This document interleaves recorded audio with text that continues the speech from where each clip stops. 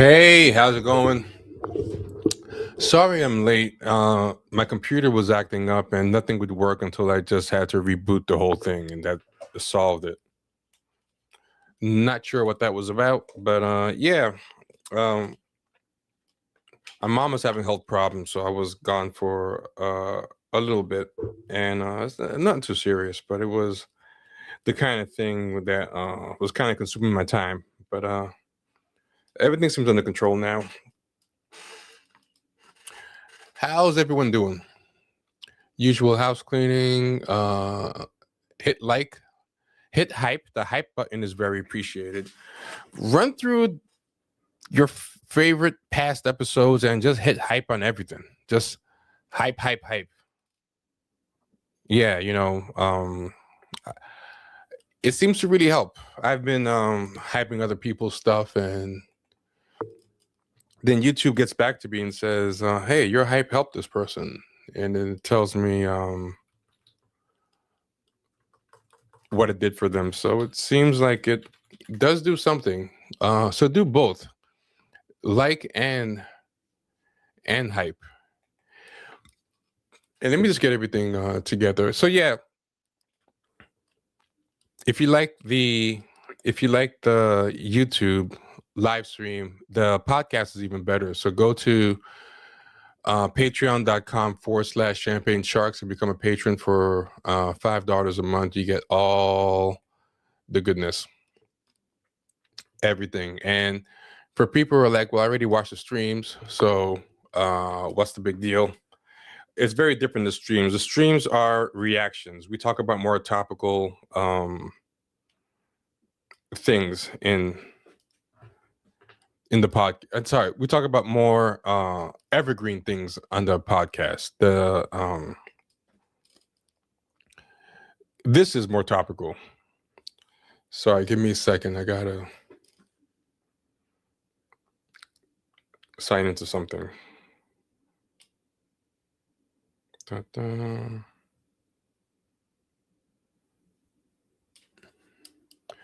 Just give me a second. It's asking me for a code for something. But yeah, how's everyone doing? Sorry if I haven't been gone for a while. Hope you like our recent episode with the guest Luke McGowan. We are going to have more guests coming up. I know a lot of y'all missed the guests. We have a couple who are coming. Gosh, things are asking so many questions. Just give me a second. So I'm trying to log into Twitter because I don't really use it except when I'm streaming. It's asking me all this two-factor enrollment and all this other nonsense. Hey, Outlook. Hey, Charles. How's everyone doing? Why do we only have 9 people? Yeah, I'm glad you liked it. I tried to do something different and announce it like a day ahead of time because I was feeling like that was the problem. But yeah, this is a whole day and it still has not made a difference. That's strange. Anyway, anywho, I want to talk about something that I found pretty interesting, and maybe you guys have seen it. Have you guys seen this thing with this comedian and Key and Peele? And she talks about how Key from Key and Peele's wife is a hot mess, and it went pretty viral, and I found it to be very strange. I found it to be a very, very, very strange video, especially how it was discussed. The way it was discussed, I thought was extremely, extremely bizarre. What people weren't saying about it is what I found bizarre. I was like I sent it to a friend, and they're like, "Yeah, I heard similar things about his wife," and I was kind of surprised because I was like, "It's very interesting. It's very interesting to me." It's very interesting to me that my friend jumped to Oh yeah, she's right about the wife, and not what I thought was most interesting about it, which is why is she talking about it? Uh,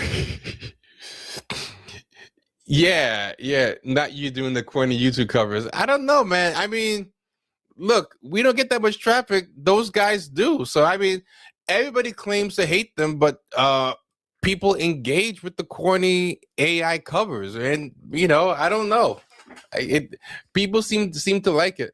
Yeah, I mean, it's kind of weird. It went viral, but nowadays things are weird because things go viral, but they'll go viral in one corner of the internet, and then other corner of the internet doesn't really know anything about it. But when I talk about it, it's gonna be pretty clear, because it's I'm gonna explain it for like the uninitiated. It's not gonna be the kind of thing where it's gonna be like inside baseball. You'll get up to speed really fast. Don't worry. But because I was running late because of my computer issues, it's gonna take a second for me to get set up. But yeah, all the various ways you can support the show and the channel are on the bottom, and also it is free to just hype, like, comment, and subscribe. So always, always, always do that. And I gotta pull up one last thing, but yeah, there's a very, very, I found it very weird, and one of the weirdest things about it was that it just didn't really have a point. But before we even get there, does anyone know what I'm talking about? Because I feel like this is the kind of thing that is not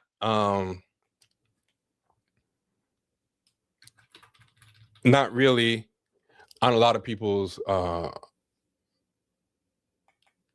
radar, or as heavily on your radar. I saw a lot of YouTubers bringing it up for whatever reason. But the thing that was really kind of weird to me about it was how many news outlets just repeated the information. One thing that we get into here is how bad media is, and that media now is just a bunch of either PR, they're just transcribers. They're either transcribing something that somebody's PR gave them to publish as an article, like, hey, please publish this article about my client, or they're just transcribing stuff that was said on Twitter, and nobody questions the stuff. It's very, very bizarre to me how this happens. And and for whatever reason, they're trying to make a kind of hero out of this girl in a way that I was kind of like, why is this? Why are people acting like she did something valorous or good? Or I don't want to bash the girl, but I found the thing very weird. Yes, that's exactly one of the things that bothered me. It was like, that was a bit much. But there was an article I wanted to start with, but I can't find it. But I don't want to keep you guys waiting. So let's just jump into it. We can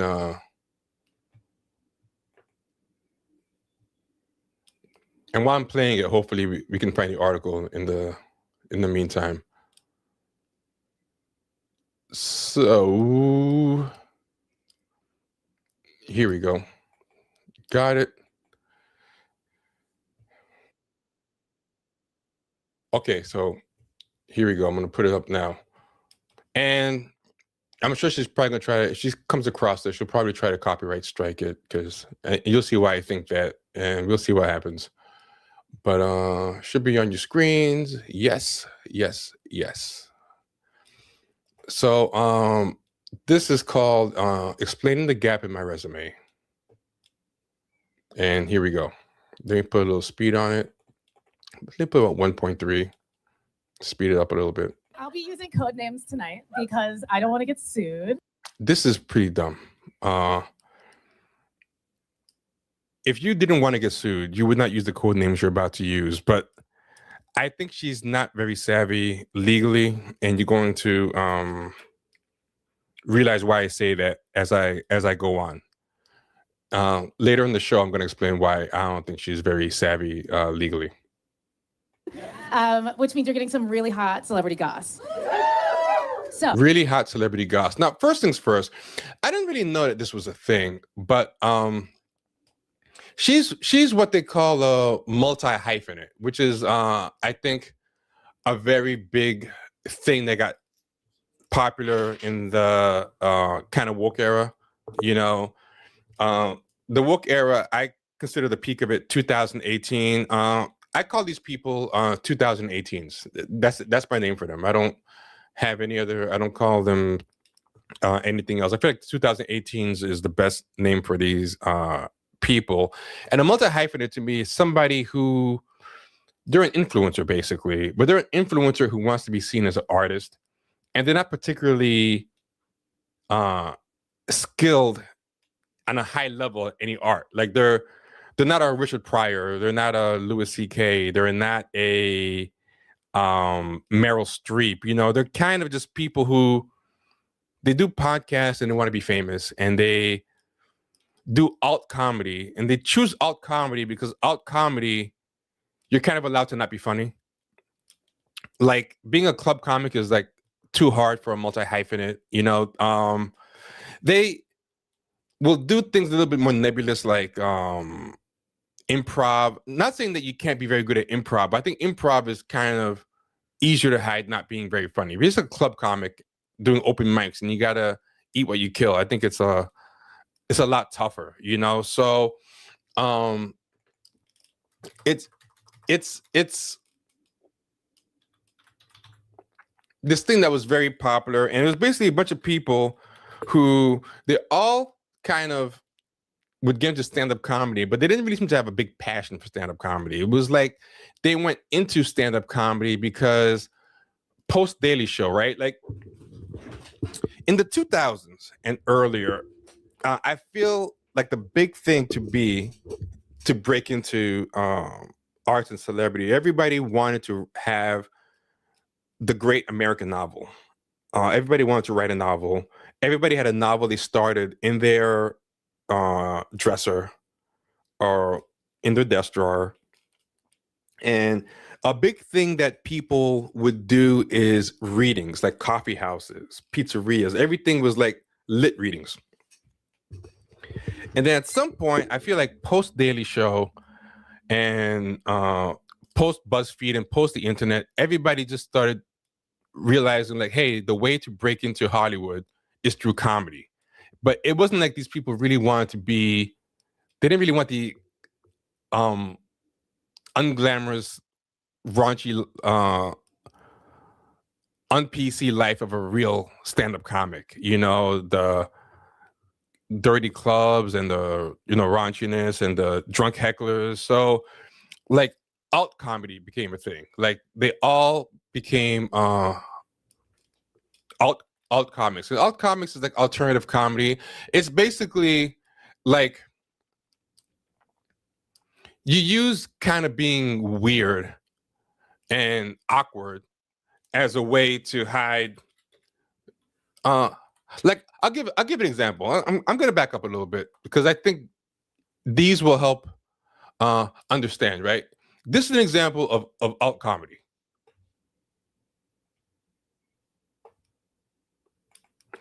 Yeah, she's always been corny. She's very similar to another girl. Like these people, I don't even know what their main hustle is except being famous. MTV birthed a lot of these people too. Like one day they're a VJ, one day they're a host, one day they're doing this. You don't really know what their main purpose is, what their main job is, you know? So she's kind of called a comedian, but she's not really a comedian, you know? I don't know what Hannah is.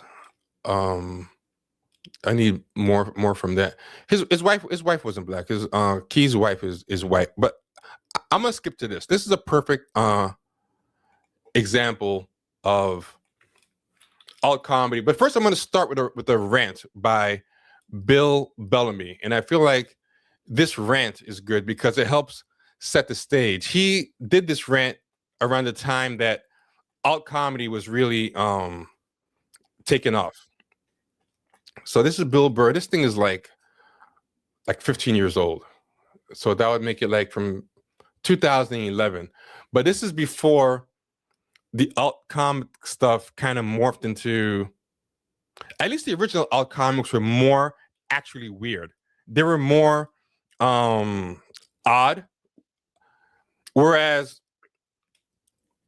the 2018 influencer was somebody who had like the unfunniness and awkwardness of the alt comic, was basically a normie, was basically somebody who gossiped about celebrities, and they had very normie taste. You know, they just were alt enough to not be required to be gut laugh funny.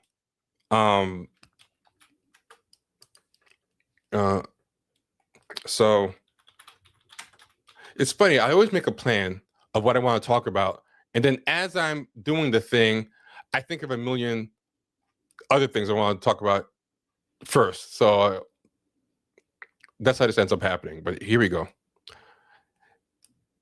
Yeah. I said Bill Bellamy. Yeah, I meant Bill Burr. Yeah. Yeah, Hannah Gadsby. Yes, that's it. She's the example of that kind of alt comedy that wasn't really even that alt. Like, it was only alt because she dressed queer. You know, she didn't actually have. She had like the sensibility of an HR manager. You know, but it was kind of alt just because she was queer. Like a lot of these 2018s, the only thing alt about them is that like they're a black woman, or they're gay, or they're Indian, or you know, they're trans, but they're very kind of banal in their sensibilities, not very edgy at all. They're kind of scolds and whatever. They're just usually a minority, and they're awkward.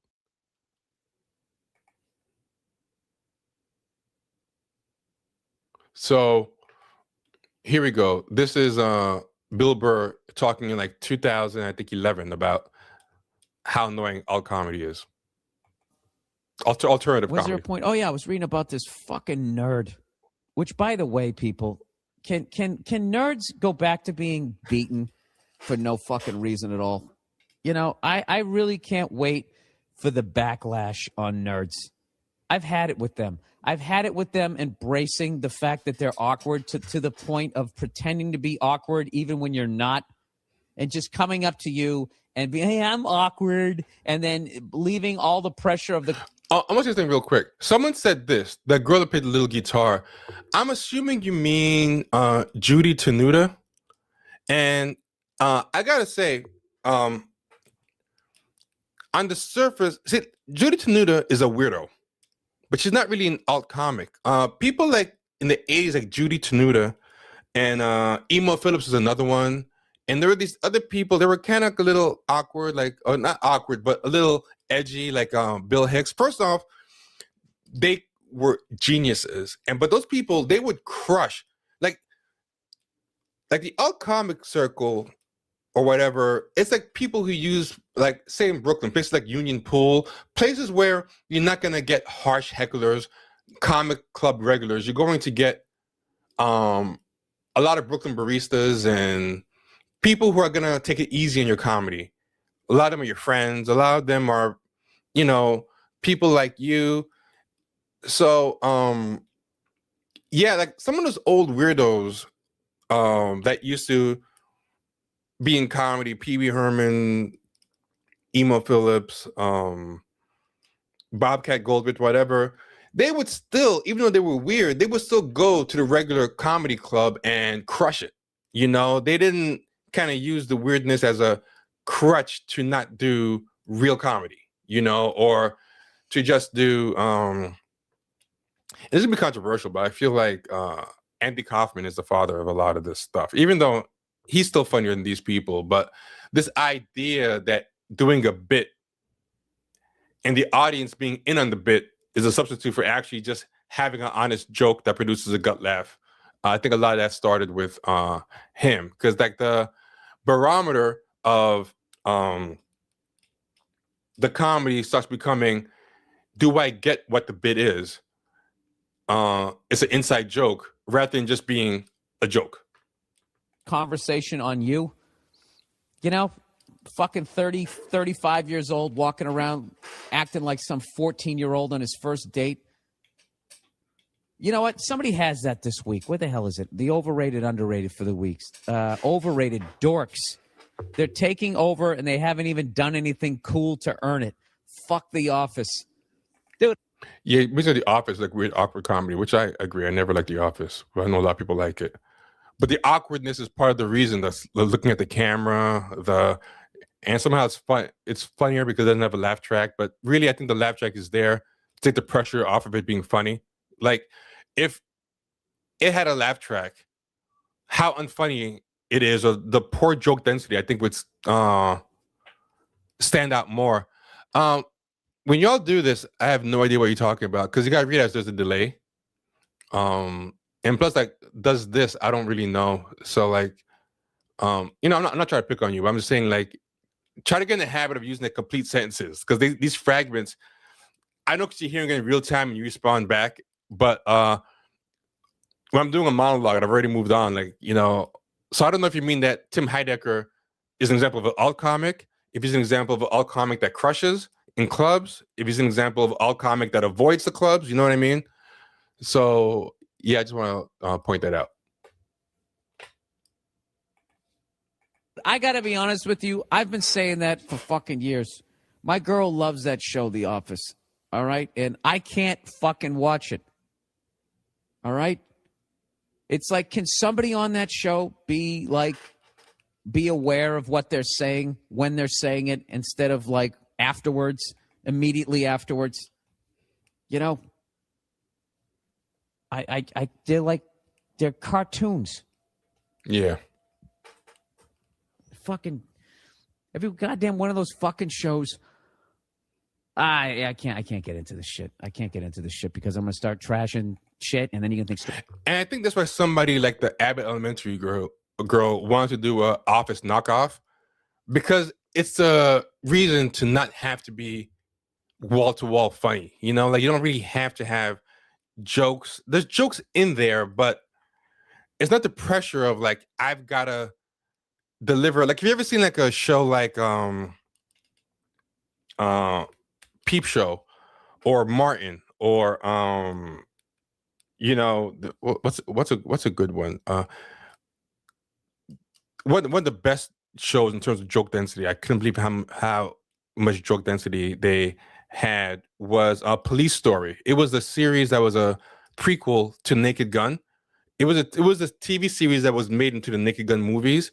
That show had incredible joke density, and I feel like these no laugh track mockumentary shows, they get to be twee, have a little drama, and half the jokes. And it's not even true they don't have a laugh track. Like they put the laugh, they have no laugh track to make it seem more sophisticated. Like, hey, we're more like Arrested Development than like Different Strokes, but really they're more like Different Strokes. They just have the trappings of an Arrested Development, but they're not really like that. But the laugh track is the looking at the camera. Every time, like in Abbott Elementary, the person looks at the camera. That's a laugh track. It's a laugh track in disguise. It's telling the audience where the jokes are. And there's not really that many. Right across the board that I don't fucking like anybody in the alt scene. That's not fucking true. But I think the alternative comedy scene is like the hair metal scene in late 1989. All right, we're about a year away before Nevermind's going to come out, and they're all going to be scared. Yes, I'm the master of malapropisms today. Yes, Police Squad, not Police Story. I'm just fucking up left and right. Thank you. Well, I can't fucking wait because I'm just an old cunty redhead.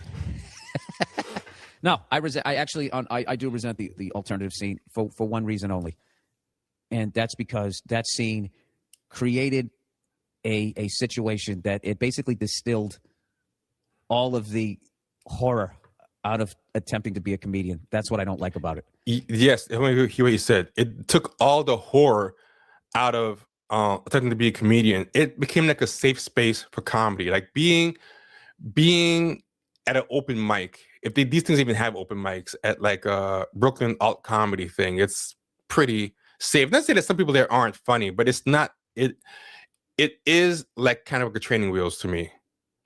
And this is going to come back to the original thing we were talking about with that thing with Key's wife. Okay. No heckling, no drunks, no obnoxious behavior, no aggressiveness from every fucking reason that it takes. No, Quinta didn't do legit stand-up comedy. She's from this circuit. She's from like that BuzzFeedy circuit. Like I've seen her stand-up comedy. I don't think it's very great, but it's within this. It's all the same stuff. It's about I got a white boyfriend. Hey guys, I'm a little awkward.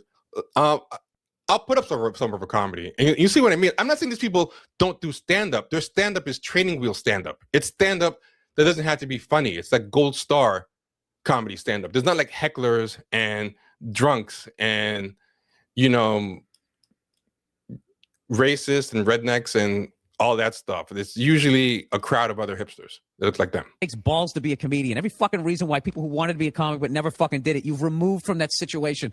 And you've just created like this fucking comedy womb, you know? And on the top of that, it's like you're performing to just this, it's like a radio station.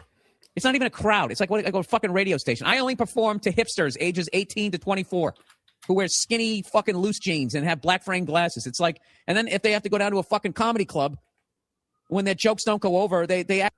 Well, this was in 2000 and like 11 or so. So that's why the hipster fashion is a little bit dated. Down to a fucking comedy club, when their jokes don't go over, they act like the crowd is dumb. Rather than, no, you're like a specialist. You're like that guy who plays on the football team and only goes out. You're like the long snapper. You know what I mean? You only can play one fucking position, and you turn around and you're blaming the fucking crowd. I don't know, dude. I just and then on top of that, the amount of shots that over the fucking years that they've taken at club comics, like we're all a bunch of hacks over there, you know, talking about airplane food, like they're above us. And then every fucking I'm going to talk to Bobby Kelly about this shit on his podcast, hopefully this week, because we were talking about some of this shit. And anytime, then what happens is, right, then you go to do some benefit or you go to do some sort of fucking comedy festival, and then they put club comics and alt comics together. And what happens? All those fucking alt comics go on early.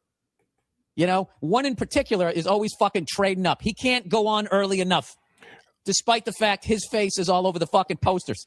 So that's another thing that's important. When these people do or used to do comedy at the regular club, they go early when the audience is forgiving, or they're on like a special night, like the alt night, you know, but they won't like close the comedy thing when everybody's ornery, the crowd is normie and drunk, and it's at the end of the night.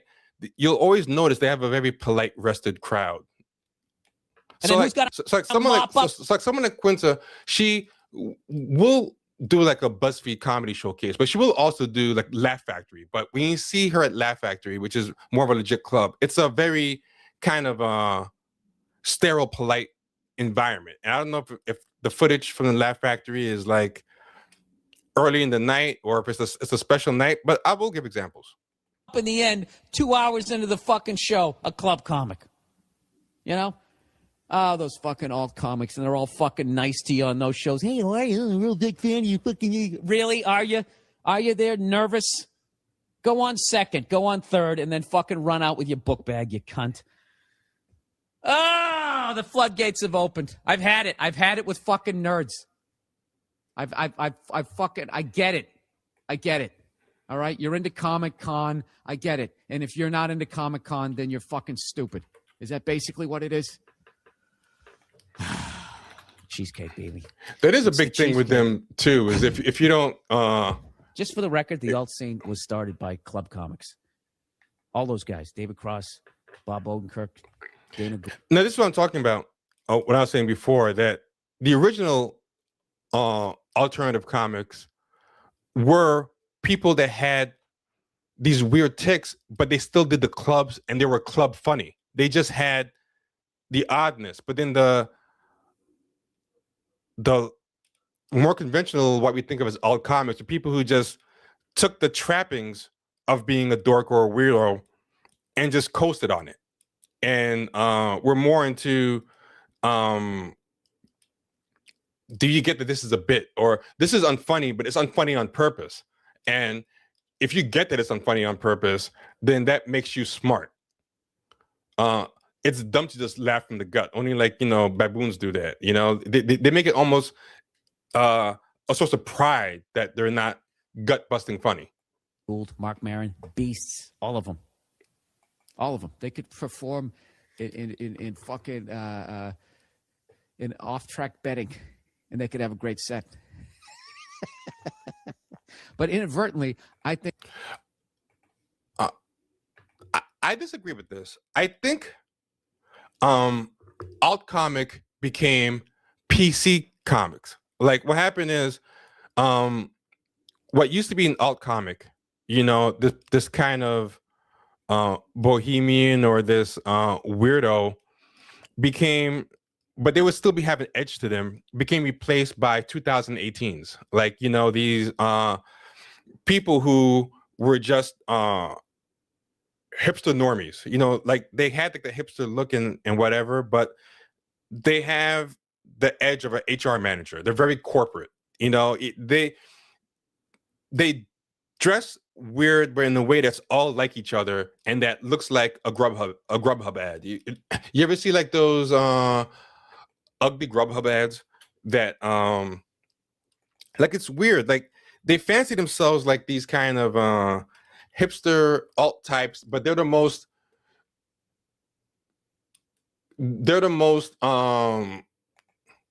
I'll tell you, I'll show you what they are. Hold on. Have you guys ever seen this Grubhub ad? So we told them to deliver the remix. The faces, how these people thoughts about our commercial. So we like this is them. They just look like this. So we but told them to they pride themselves on looking like something, but they live in a place where there's no risk to looking like this because everyone looks like this.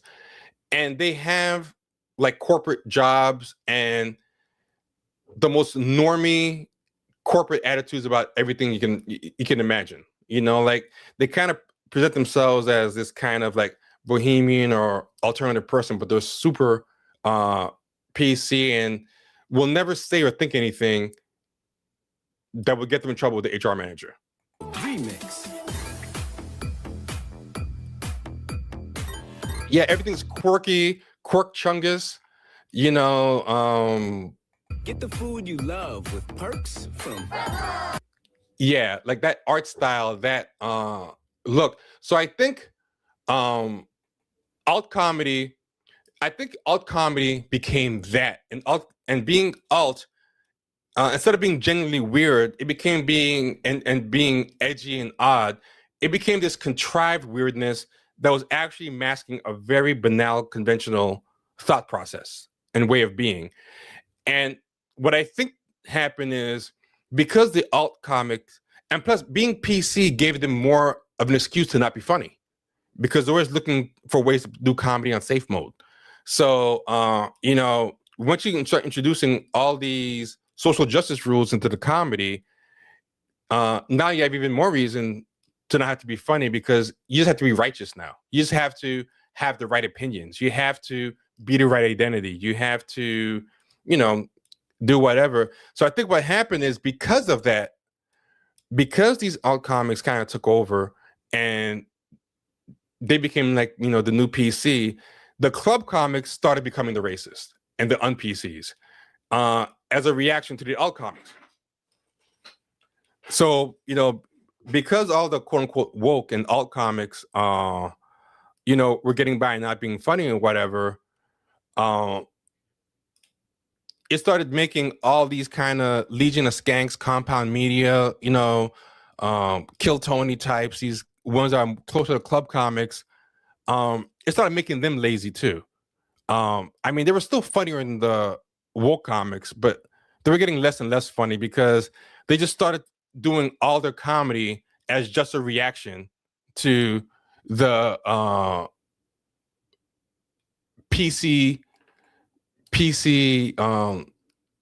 woke comics. But that's what happened. It wasn't the alt comics became the un-PC. The alt comics became the wokes and PCs. They had the trappings and looks of this kind of quirk and weirdness, minus any thought that would get you in trouble with HR. And then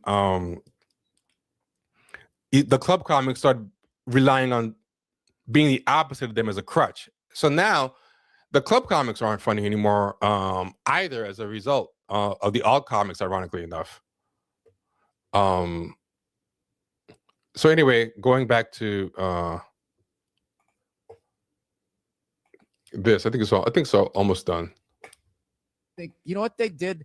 They're almost like rich people who have kids, you know, and they struggled up through all this shit, right? And then they just have these kids, and their first car is like a Maserati, and they wrap it around a pole, and there's like no ramification. That is my overall generalization of my problem that I have with the alt scene. Is it's like stand-up comedy while wearing like training wheels, and you never take them off. Okay, Yeah, Bill, we or got like it. a helmet. Like a You've helmet. you've made your fucking one-sided argument. Yeah. So and you know, I'm gonna show something else. So Quinta Brunson, this is her comedy. And I've seen her do comedy several places, and it's always a variation of these jokes. I'm short and I have a white boyfriend.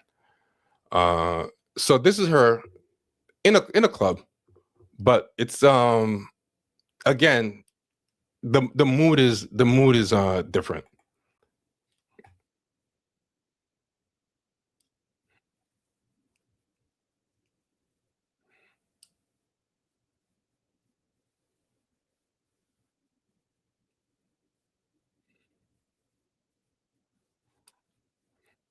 Now, I don't know these people. I don't want to make deep judgments, but I just get this feeling.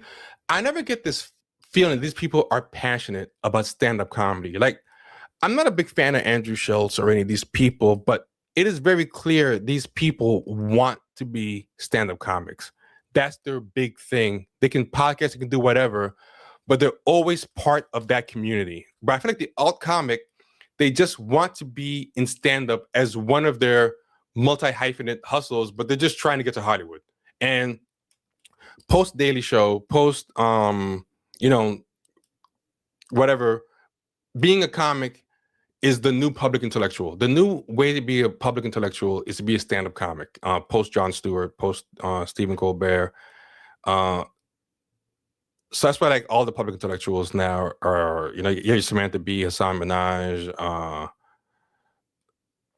that Oliver, that's something Oliver, the John Oliver guy, etc. You know, like, and then from there you get into and these things go in cycles. There was a time in the 80s where every club comic was given a sitcom. And they were just scouring the clubs like for B-list, C-list, giving everybody a sitcom. You ever hear about comics who lived through that era? They'll talk about it.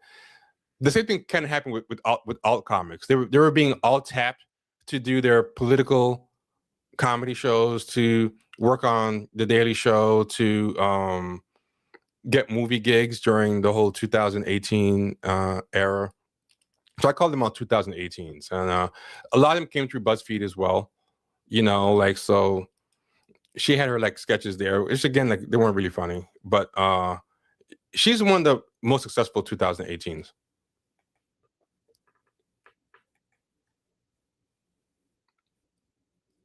Oh no, the sound disconnected. Hold on, sorry about that. So the sound disconnected. I don't know why, but StreamYard does that a lot lately. Like, it starts with the audio and then it loses it. And because I'm looking at the other screen, it shows me on the main dashboard screen that the sound is gone, but I can't see it on the screen that I'm looking at. It's very annoying. So here we go. The sound should be back. So I remember what I was saying. I don't care anymore about how you guys are doing. I am dating a guy now, and he white, Um, and he's great. He's a great ass guy. You know what I mean? Now, see the thing, like people like Andrew Schultz, Chris Rock, Jerry Seinfeld, whatever. No matter what they do in Hollywood, their identity is always stand-up comic. They always go back to stand-up comedy. Like someone like Aziz Ansari, people might think of him as an alt comic because he's a little bit like intellectual and weird, but I think he's an example of what Bill Burr was talking about a guy with club comic skills who still has overlap with the alt comics. But if you ever notice, Aziz Ansari is always still doing comedy specials. He's still primarily the identity of a comedian. He's part of that fraternity. These people, a lot of time, like you don't really see these people go back to stand-up comedy. They just do stand-up comedy long enough to break into Hollywood and get in the writer's room of a streaming show run by one of their friends. That's all they want to do. And like, I'm pretty sure we're never going to see Quinta Brunson go back to comedy. She just had enough routines just so she can. The reason they're multi-hyphenates is they're trying to do as many things as they can to just be seen and keep going viral and network and make their way into Hollywood so they don't have to do comedy anymore. I feel. It's funny because he used to sell drugs.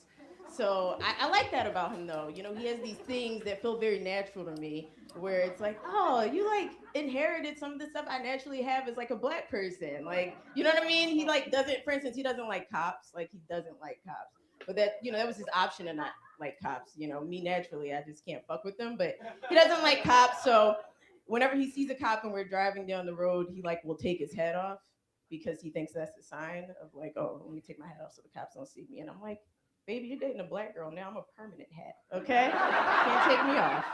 I'm in the passenger seat. We're both going down.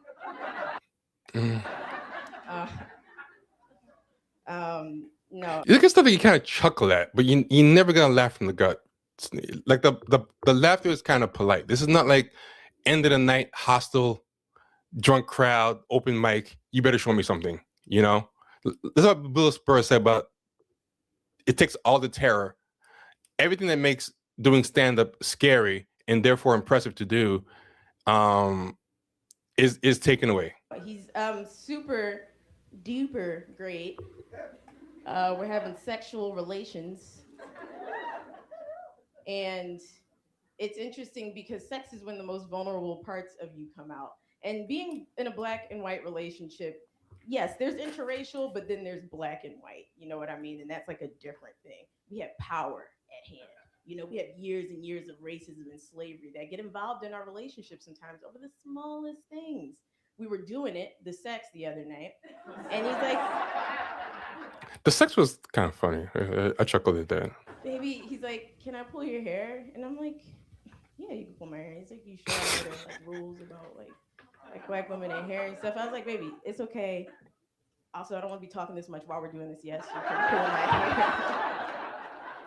hair. So we're doing. I think something else that these people do is like they're likable. So it's like you laugh at her because okay, she's sweet, she's short, you know, she's trying, you know, like these people don't want to be mean to her. He grabs my hair, he pulls it. I'm like, oh, never mind. Martin Luther King didn't die for this. Let go. Let go. Oh, that's another thing like talking about is hair.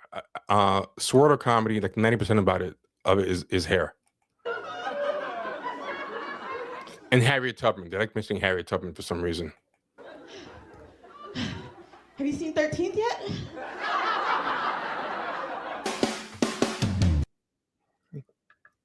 Yeah, so most of her stuff, I mean, I guess it's legitimately stand-up comedy, and she's standing up and in a comedy club, you know, but it's rarely like really like, you know, laugh out loud funny in my opinion. It's you're not really gonna do a gut laugh off of it.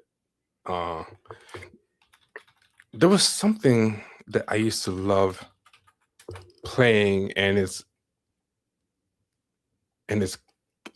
here it is. And this is 2018s are part of. Oh no, everything is there is no execution with 2018s. The execution is just bad. Even when the idea is good, the execution is always bad. The idea is usually not that great, but on top of that, the execution, even when the idea is great, is always like mid because it's kind of dry and ironic. Like they won't really commit to the joke because the humor is formed off of Twitter, and Twitter you've got to always have this millennial ironic voice, and their stand-up is kind of the same thing. So it's always this kind of dry, like, yeah, I was doing this. Like they won't like make faces and mugging. Like it looks like trying too hard. And plus, if you really try to commit to getting the gut laugh, then you risk failing. Whereas if you're acting like, hey, I'm barely even trying to make you laugh, that's part of the thing. Now I got a built-in self-handicap and excuse, like, well, I wasn't really trying to make you laugh. I was just, being like dry and ironic and awkward, But this is, I think, another great example of like 2018. And the reason I'm saying this is to give context to the actual main topic. This is Tim Dillon, and it's kind of funny. It's kind of ironic because we've let them into the comedy community, and we've allowed them in because a lot of these people that write these ridiculous articles are part. Hold on, it won't pause. Here we go. So the irony of this is that when I watch Tim Dillon, I've never really laughed out loud at the things I've seen. But ironically, he's very good at diagnosing the problem,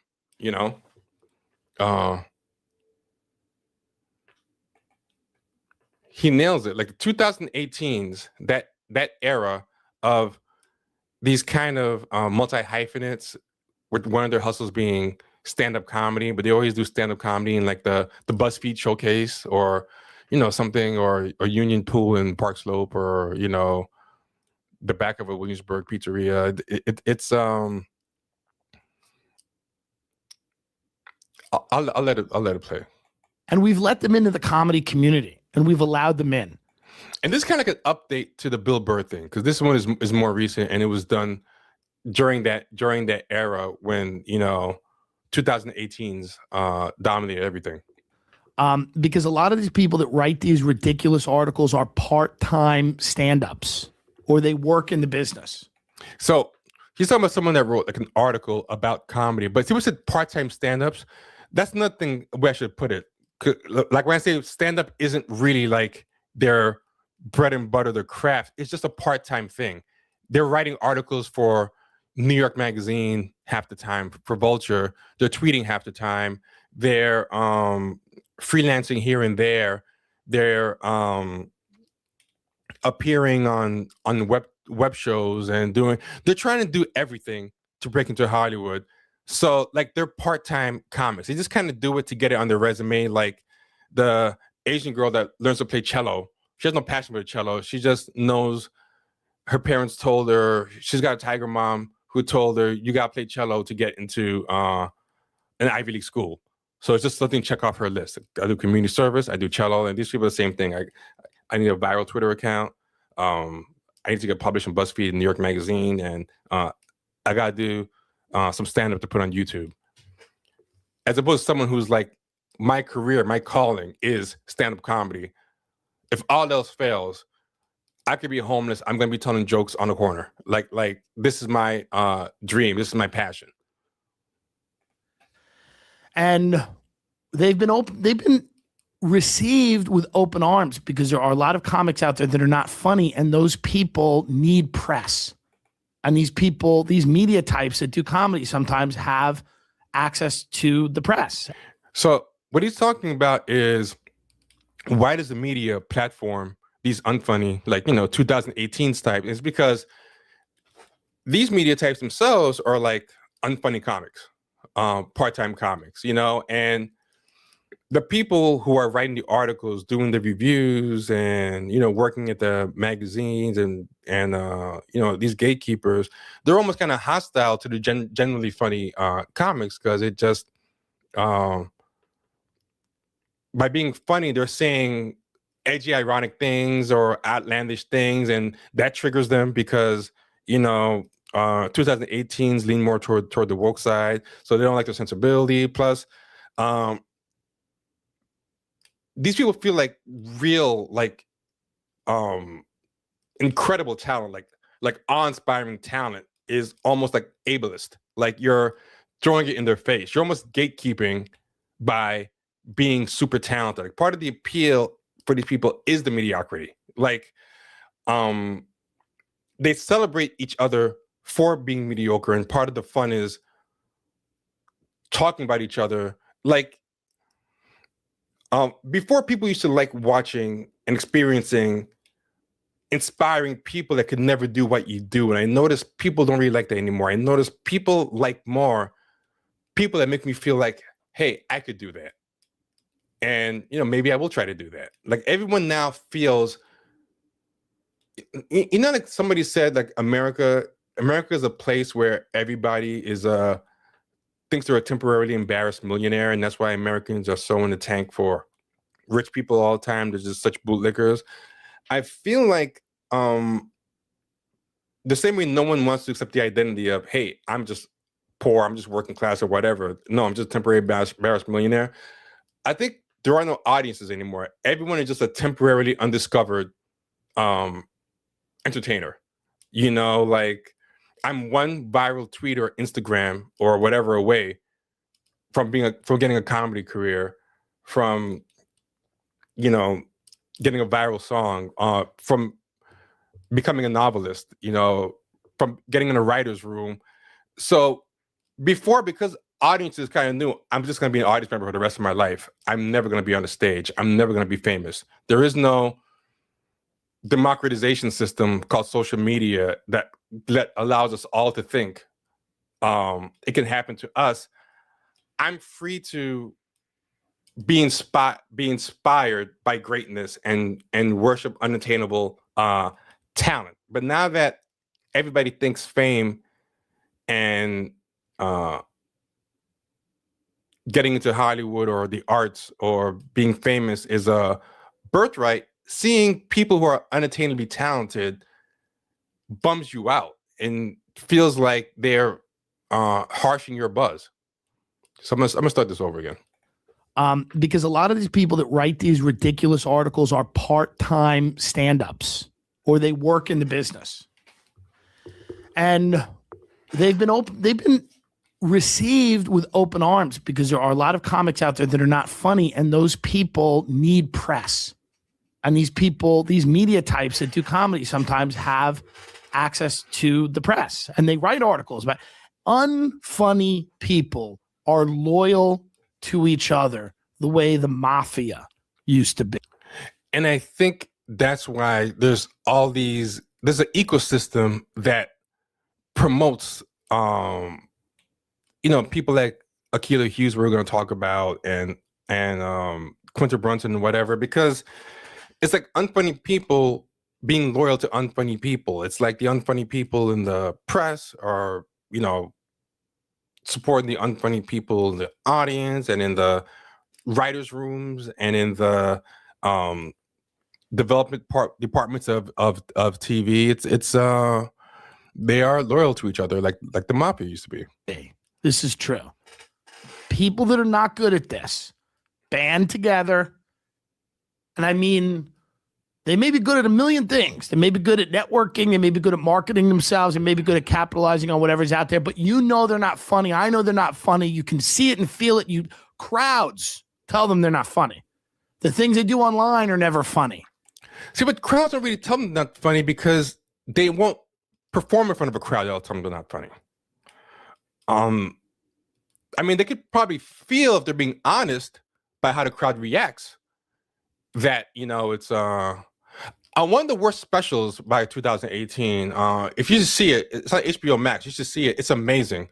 It's a Phoebe Robinson stand-up special, and it's crazy because being as a stand-up special, this means it's the safest training wheels environment possible.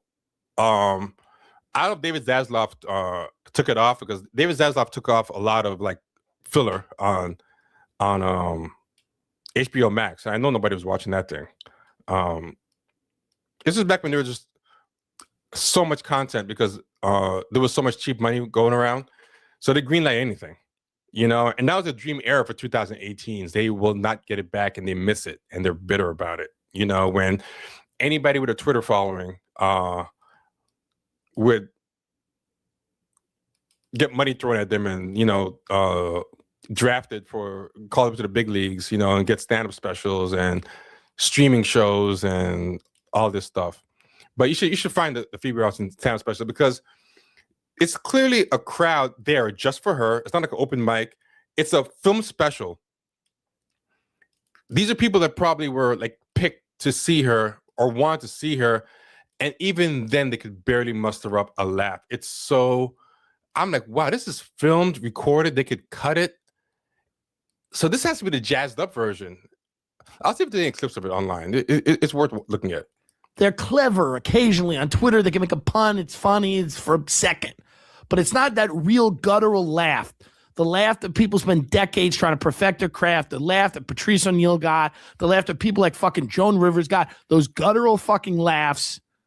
These people are not getting. They never will get them.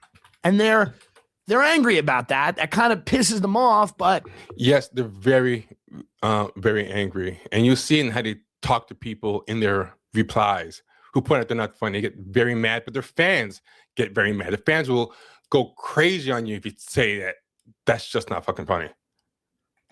What they've done is because the fans are unfunny people too. You know, I've said this before, but it's like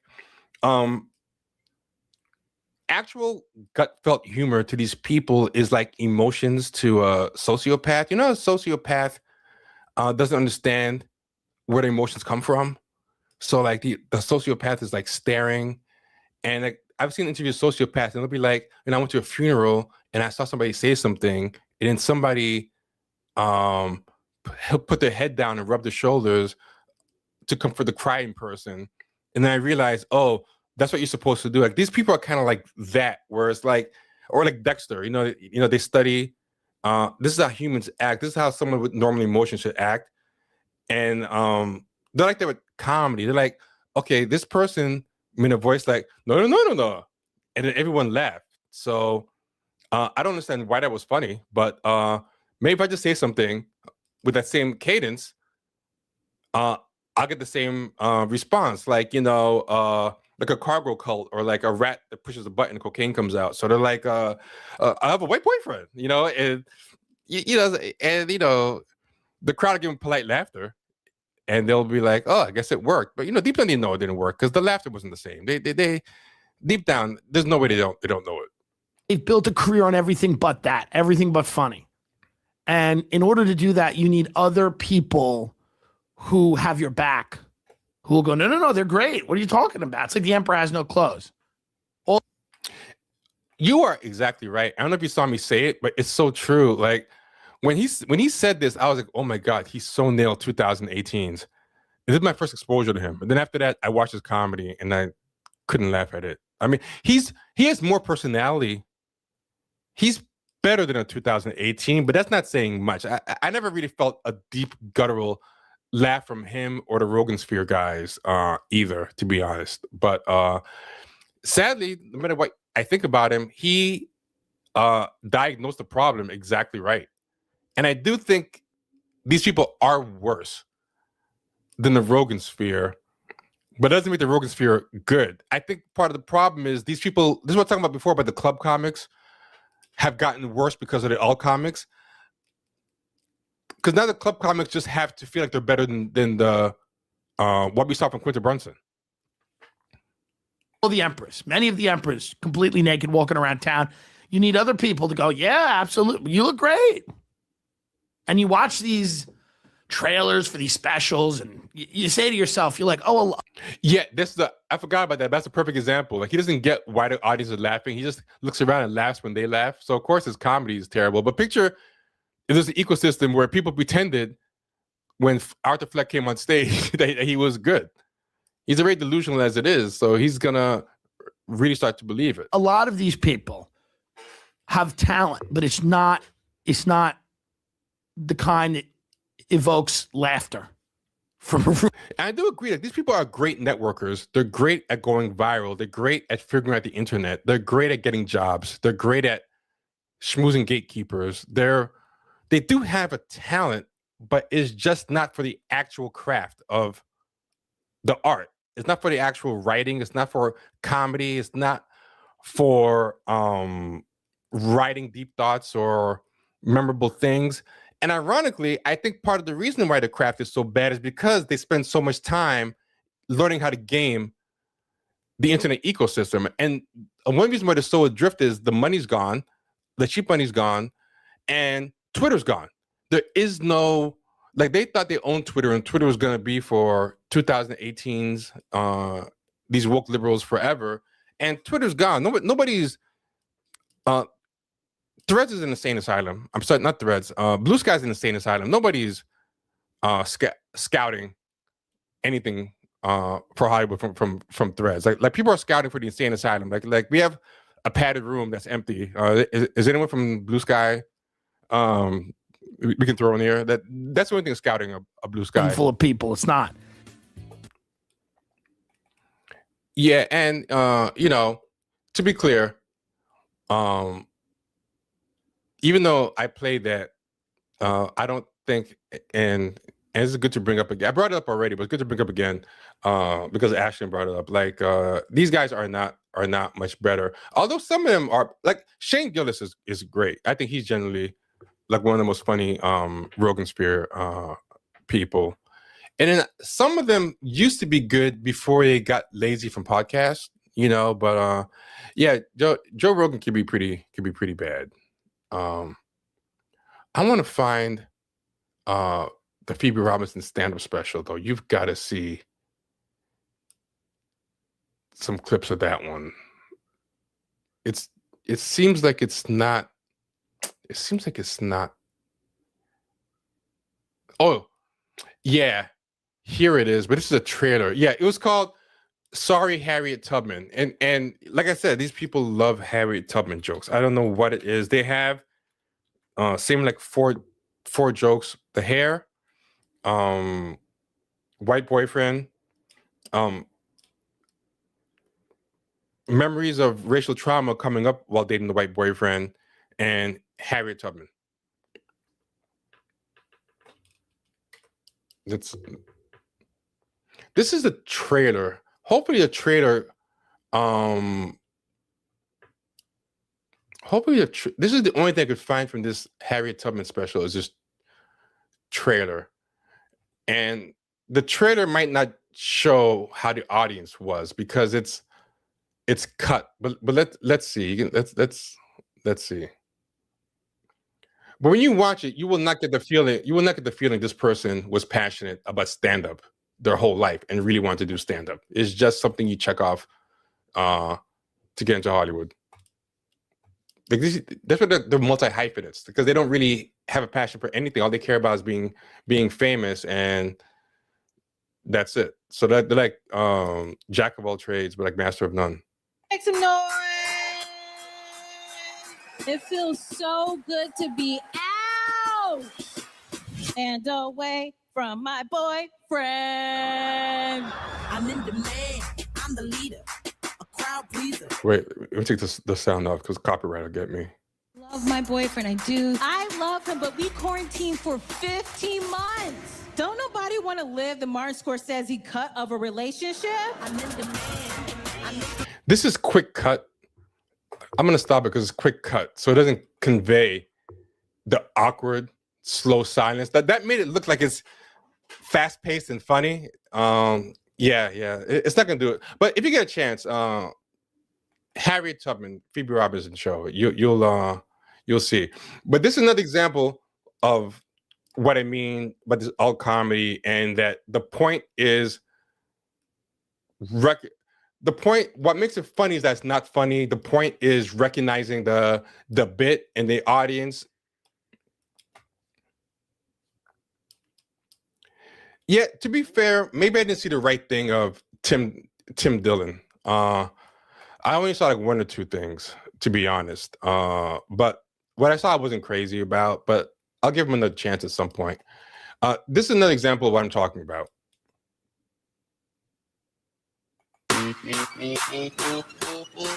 This is a woman called Megan Stalter, and this is Queer Comedy Showcase. This goes on for like 16 minutes. I'm not going to play the full 16 minutes. You'll get the point right away.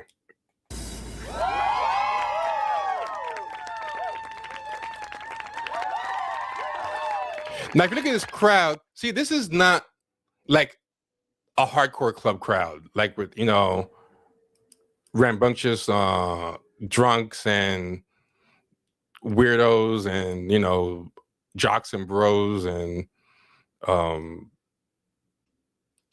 angry lady who's blue collar and wants to laugh. Zoom in. Zoom in. Hi. Hey guys. Oh my God, everyone's here. Casey. Oh my God, you came. Barnes and Noble. Get a shot at Barnes and Noble. Hey. Oh my God, it's creaky. Everyone's here. Oh my God. No, that's not funny. Cut that. And by the way, you guys are on camera. Get comfortable. Don't talk into the mic though. Don't talk into the mic. Where are you from? No, I'm kidding. Okay, now I'm getting on stage. Guys, I'm so excited to be here at HBO. Thank you for coming. I'm so excited. Now, it's supposed to be unfunny on purpose, but unfunny on purpose is still unfunny. Is my problem with it. Like, why is that supposed to be entertaining? Be here for at HBO. Human pride by orientation. And again, I blame Andy Kaufman for this. This is the legacy of Andy Kaufman and the Elvis bit and everything these people love. And I think you're not playing fair. Like, you're taking advantage of the trust the audience has in you to play a trick on them and patting yourself on the back for breaking a rule that people weren't expecting to be broken, and then you get credit for being smarter. But the person who comes up there with no pretense and says, hey, I'm laying it all bare, I'm going to do my best to get a gut laugh out of you, honestly, and I'm risking real failure, suddenly becomes the inferior comic. It's the sickest trick that's been pulled in comedy, and I hate it. I never understood.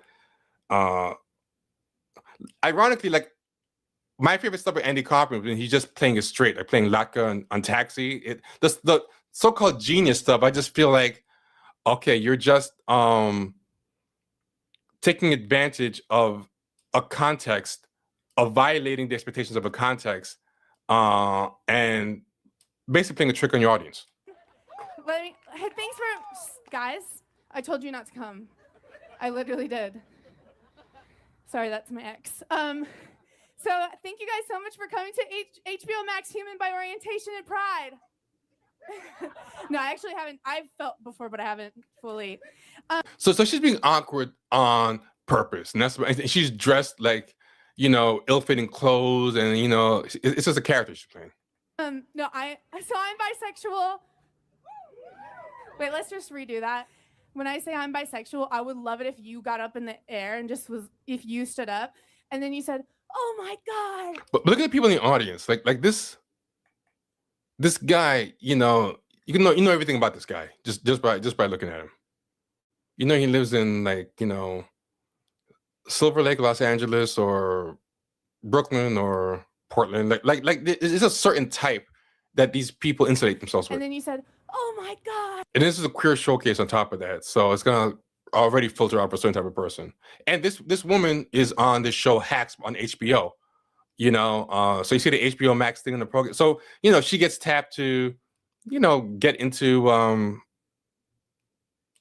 Hollywood. Yes. And then if the other person at the table could go, "Sit down," and then you could look at them and just be like, "Literally, I did nothing wrong. I'm supporting her." And then you go, "How do you even know it's a her? She hasn't said her pronouns yet." Okay. So I'm Megan Stalter. I'm bisexual. You seem sarcastic, so we're just gonna move on. That was weird, right? Okay, so you guys get the point. But now look at the comments, because this is posted on Twitter, and like, you know, this is where like all these people live. People who like this kind of stuff. People who like the irony. People who, because these people all perform on Twitter. They're always doing bits on Twitter. Everything's ironic. Everything's bit whatever, and they cultivate an audience there. And so this is posted on Twitter. So Twitter people came over to the comments, and like, you'll see there's two types of people. There's normal people that are like, what the fuck is this? And then there's people you can tell came from Twitter, and they're like, this is hilarious. But then what is extra funny and interesting is the Twitter people start getting mad at the audience for not laughing enough. And this is the kind of thing where these people feel like they're owed things. This is what Bill Burr was talking about or Tim Dillon was talking about, that they're angry that people don't find them funny. Like, they're not only angry people don't find them funny, they get angry, even the people who aren't the comedians, the fans of these people, but who are also funny, they also get mad at people who don't find their heroes unfunny. Like, a Quinta Brunson fan or, you know, a fan of this girl, they will get so mad, and you won't really see that with a generally funny comedian. You know, like, they like the comedian because they're generally funny, can generally get a gut laugh. They don't feel like, hey, my favorite comedian is owed a laugh by you, you know, but they kind of want everything as a safe space and on training wheels. So this person, most of this is like people dissing it. This literally took me 30 hours of pausing, gathering myself, playing another 10 seconds, sleeping in the first half, whatever. But I finally got through. And then you could tell the Twitter people came in, jokes on you. You couldn't resist the power of Meg. They're just hyping up because the parasocial thing they have going on with her, and also they relate to her mediocrity. So the normal people are all like bashing this, and then the snarky, unfunny Twitter people, and you can tell they're fans because they're unfunny themselves when they're trying to roast. Like what he said here, the normal guy who doesn't find this funny, this is a funny comment. This zinger that he's trying to do on defense of Meg is, you know, just smug and self-satisfied. But most people are just saying, yeah, this took me 3 years of watching. This was terrible. Oh, you did what I couldn't. I couldn't even, you know, everyone's bashing her like she laughs at her own jokes. And then this person says, I actually understand her comedy. I actually understand her comedy. I love it. They didn't say, I laughed so hard. They said, I actually understand her comedy, because that's what it is to these people. It's a recognition thing. It's like, oh, I know that this was a bit. I get the inside joke. I love it. But she didn't say that she laughed. That's what they think it's about. Like it's about, hey, because I know you were trying to be bad on purpose, and I know that because I follow you on Twitter, I'm being rewarded for knowing who you are. But that's like the lowest kind of joke. The joke that's only funny because you and the other person are in on it, you know, like, and the third person is not. This is literally the funniest thing ever. Y'all don't get it. So yeah, that's what these people always say. They say, and this is what Bill Burr was talking about. They always call you dumb. Like you're too dumb to get it. Like, what's to get there? Like, even if you understand she's not being unfunny on purpose, okay, why? What is supposed to be? Yeah, y'all don't get it. But they don't understand what funny is, because she's doing the cadence. You know, she's because again, they're like Dexter's. She just keeps letting her intrusive thoughts win. You know, so that's someone using like a Twitter catchphrase. That's them saying she's so funny. Oh my god, she's so crazy. She keeps letting her intrusive thoughts win. Yeah, but the intrusive thoughts aren't funny. Yeah, you know, if she hopefully one of these intrusive thoughts will actually be funny. She turned pride into shame pretty quickly. That's funny. That's actually funnier than the things. She laughs more than the audience. The comment was funnier than the whole stand-up. And someone said it's been shame since inception. and then somebody, and there's nothing to say. It's satire. So to get got, it's satire. What is she satirizing? And satire still has to be funny. Like satire is just not a word you use to excuse not being funny. Like that's something else these people do. They love the word satire, but they don't even know what satire is. If Jigsaw really wanted to torture people, he could have just had them watch this. The comments are like way funnier than this. Then you always tell the people off Twitter, the people not getting this makes it even funnier. I couldn't stop laughing. So she's not laughing at the joke. This person's laughing at the people not getting it. That's not the same as laughing at the joke. That's an inside joke. Inside joke is when, you're cheating because you and the other person know what's going on. And so even the people who like this are giving away that it's not funny on its own merit. It was only funny because you watch the other people get it. And they feel proud of themselves for getting it, but they don't get it because they're smart. They just get it because they're already fans of this person from social media. Like this, there's people on Twitter who do this thing where they're always doing bits, but the bits are just playing something straight, like being very believably dumb. And then, like, it's not like to me, the funniest bits of trolling is when you go so over the top, a normal person should be able to tell that you're joking, but they fall for it anyway. And then everyone laughs at them because the person will keep pushing it further. Like a good prank phone call. Prank phone calls are funny because of how they escalate. And they reach a point, like a good prank phone call, where how is this person not getting it? And the person can escalate it to the point that they get the person so caught up that they're missing all the clues that this is a bit. But this other kind of troll, a bit person I'm talking about, basically cheats because they play a totally believably, plausibly annoying person. And then when somebody falls for it, all the person's fans hop in. Oh, you idiot. Don't you know that's Joe Blow? Wow, another Joe Blow victim. And it's like, you would fall for it too. Like, the only reason you know is because you're a fan of him. Like, so you're jumping in and just mocking people and acting like you and Joe Blow are so smart, but you would totally fall for it too because there's no actual good joke here. You're just believably playing a dumb person. Anybody would fall for it. This comedy is like the equivalent of that. Yeah, but being painful to watch, they think is like somehow prove something,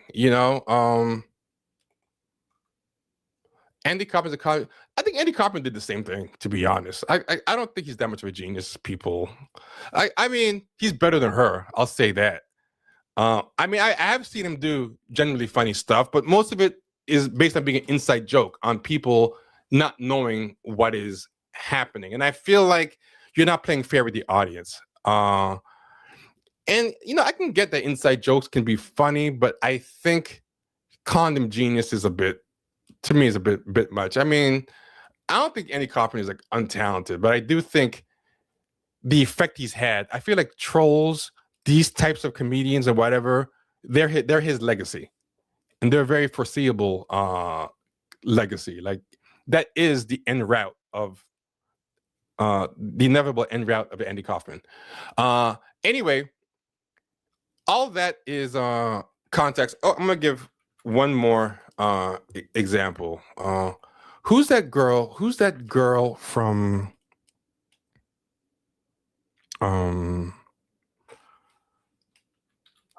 what's her name? She was in the Comedy Bottoms. It was a movie. I couldn't finish it because it just was pretty. Oh yeah, Ayo Edebiri. Hold on.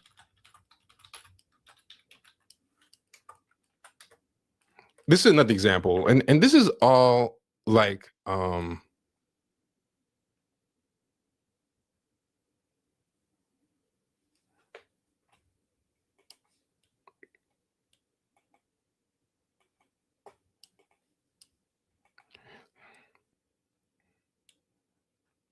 so this is another example.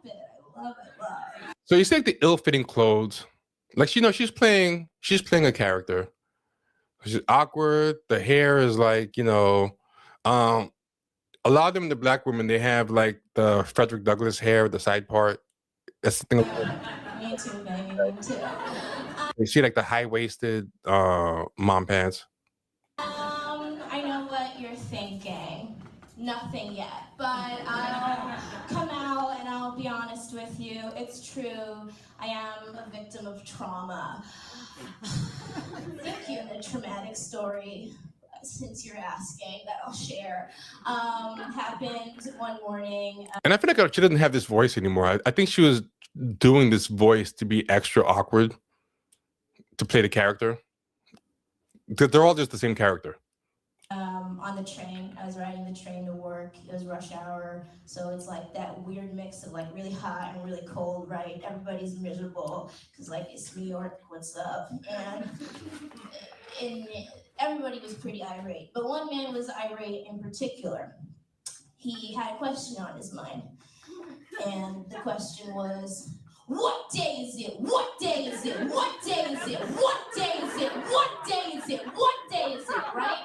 But more, he asked it more. And nobody was answering him, and that was really upsetting to me because in my mind it's very simple, right? What day is it? We tell him what day it is, okay? So, I'm very, polite, and I'm like, I'm gonna talk to this man. And so I, shimmy down my scarf and I pull up my hat and I go, hey, excuse me, sir, today is, no, not you, the pretty one. Okay, so for sure, take it in, as I had to once. Traumatizing, right? And it would be one thing if it was like, Okay, you get the point. But yeah, it's like the stand-up that they do is not anything that you're like, wow, I see why they were tapped for Hollywood. Like, like it's not like when you see Eddie Murphy stand-up, you're like, wow, I get why Hollywood tapped him. Like it's very bizarre how the comedy is. It's very kind of meandering and weird, and you're like, how did this get tapped to get big? And she's like huge now, but if you look at her, she doesn't talk or look like that anymore. Like it's a costume. Like she doesn't dress that way. She dresses like a hot girl now. Whenever I see her, and she talks normal. So yeah, it's which brings us here. Where is it? Give me a second. Looks like I accidentally closed it. Here is where we get to the main thing. Back to Akilah Hughes.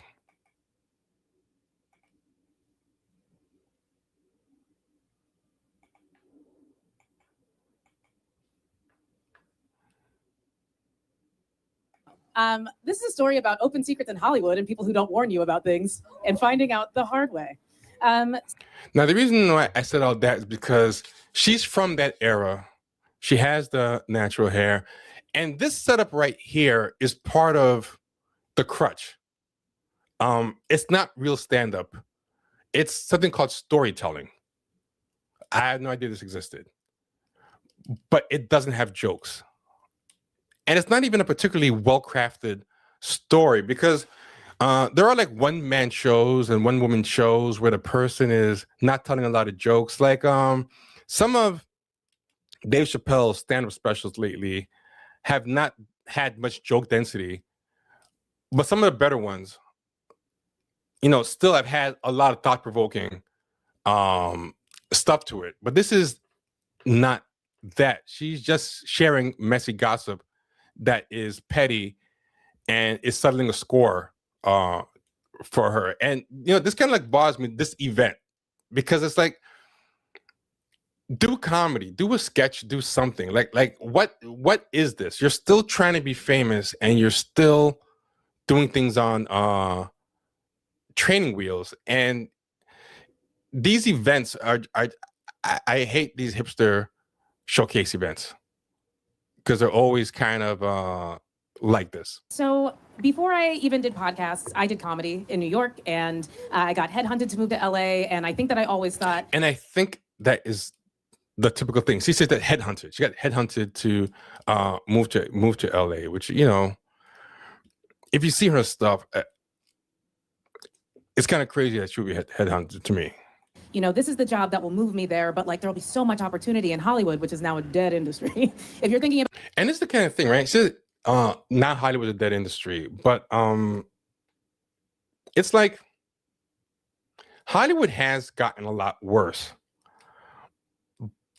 But she says it in the way of bitterness, as in, you know, she's resentful. Like, there's a sense that she's entitled to Hollywood greatness. And while Hollywood has gotten worse than ever and opportunities are drying up, like, there's a lot of super talented people who have trouble breaking in, but like, that's not her story. Her story is overachieving. Her story is she came from an era that had a great run where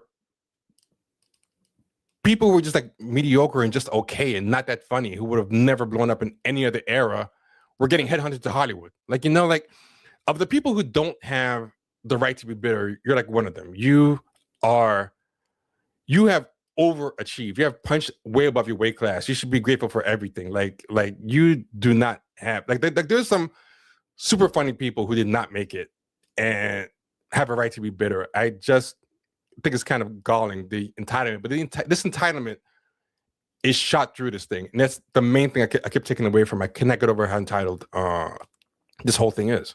it, think about something else. But at the time, you She know, tells 2020 people because she can't make it, no one should try. You know, like, if you think about Hollywood, think about something else. And I think I don't know, thinking about that coming from her bothers me. At the time, you know, 2020s, I'm like, this is great. And I had just done a show for Comedy Central that was starring me and my friend who was in a movie with Ryan Gosling recently called, what's the movie called? Project Hail Mary, yes. So my friend Milana Weintraub, shout out, she and I made 3 sketches for Comedy Central. They went really well, and then COVID happened. And so we had this big dream of getting a TV show, and it really got dashed. But, you know, I realized I liked making sketch comedy. I liked having a big production behind it. I was tired of being like a self-starter. I wanted to sell out. And I got the opportunity. A few of my friends who worked. So first things that she said, she got a sketch comedy show. This was a digital sketch comedy show. It was on Comedy Central's YouTube channel, whatever. It had, I think, 3 skits. They actually weren't that bad. Some were funnier than others, but I mean, it was okay, especially for 2018. It was one of the better ones. But think what she said. She got to do a sketch show by Comedy Central, and she realized she liked sketch comedy. Think about that. Can you imagine getting picked to do something at the highest level and realizing on that job you like doing it, as opposed to people who dream of doing the thing and have honed their craft the whole time? She didn't realize, she says, that she liked sketch comedy until she already got the job. But that's what that era was like. It was like, if you were able to go viral on Twitter, and you were able to go viral on YouTube and get a good media presence, you would just get headhunted for things that you just weren't qualified for because you were just a multi-hyphenate. That's just how it worked. And I find that crazy that she just says that so casually. And I also text that she says, I decided to sell out. Sell out from what? What are your principles that you're selling out from? Like, I've never seen you try to do anything but be famous. What are you selling out from? Like, it's not like you're still kind of indie grinding artist, you know, who was just grinding in the underground for like 10 years, doing club shows and smoky punk bars or something, and then you're like, hey, I need a check. All I've ever seen you try to do is sell out. Like, I backed it up a little bit. I liked having a big production behind it. I was tired of being like a self-starter. I wanted to sell out. You weren't tired of being a self-starter. You had no choice. You would have sold out the first chance you got. This was the first time you got to do it. I'm just kind of surprised that she actually feels that she needs to say this. that she thinks that she has to act like she's not a sellout. Because I can't imagine her having an audience that would care. Like, I can't see her having an audience that would be like, "Hey, you sold out." Like, because her audience are like people who laugh at BuzzFeed videos. You know, like these. I don't think these people care. They're all normies who are on Twitter. And I got the opportunity. A few of my friends who work for different television shows came to me and they said, do you want to make a sketch comedy show, your star vehicle, where, you know, it'll be you and you'll be... So people are talking questions. Did she write for a lot of shows? No. What show did she do? She had a, it was a digital only show on Comedy Central. I forget the name of it. I can tell you in a second. Hold on.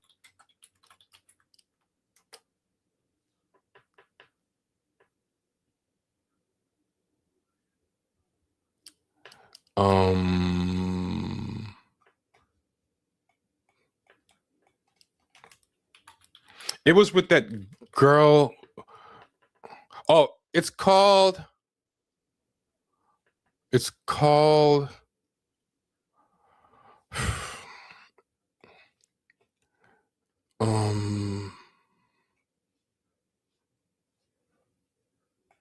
I can't remember the name of it, but this is one of the skits from it if you want to see it. Patty cake, baker's man. Bake me a cake as fast as you. Oh, I think this is the name of it. Making Fun with Akilah and Milana. Hi. And it's the girl from those phone commercials. Do you know patty It's her cake? partner. The updated version? Patty cake, baker's man. Bake me a cake as fast as you can. Pat it and roll it and mark it with a J. And put it in the oven for my wedding, which is gay. You didn't tell me you were queer. You two get out of here. Oh. We have the right to marry who we want. I refuse service in my restaurant. Shame, shame, shame. Shame you. Yeah, so it goes on for another 2.5 minutes. But yeah, it was called Making Fun with Akilah and Milana. It had three sketches total made for the YouTube show. And that's the sketch show she's talking about. But that was and she asked, what did she do in New York first? Her claim to fame, how she got famous. She got famous for a viral video. And this is the viral video to give the context. It's called Your First Black Girlfriend. So it's swirler humor. She was one of the early pioneers of 2018 style swirler humor. So I will let you see it for yourself.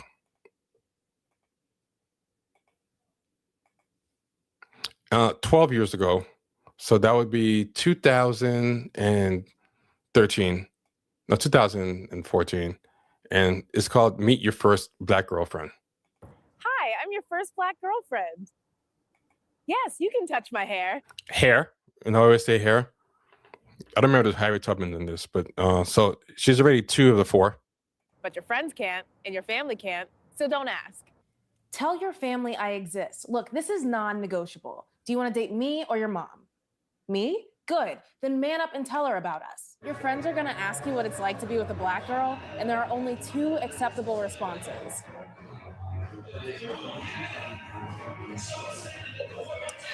1, make a really funny joke about eating fried chicken every night. Or 2, tell them to stop exoticizing your relationship because I'm just a human woman like any other human woman.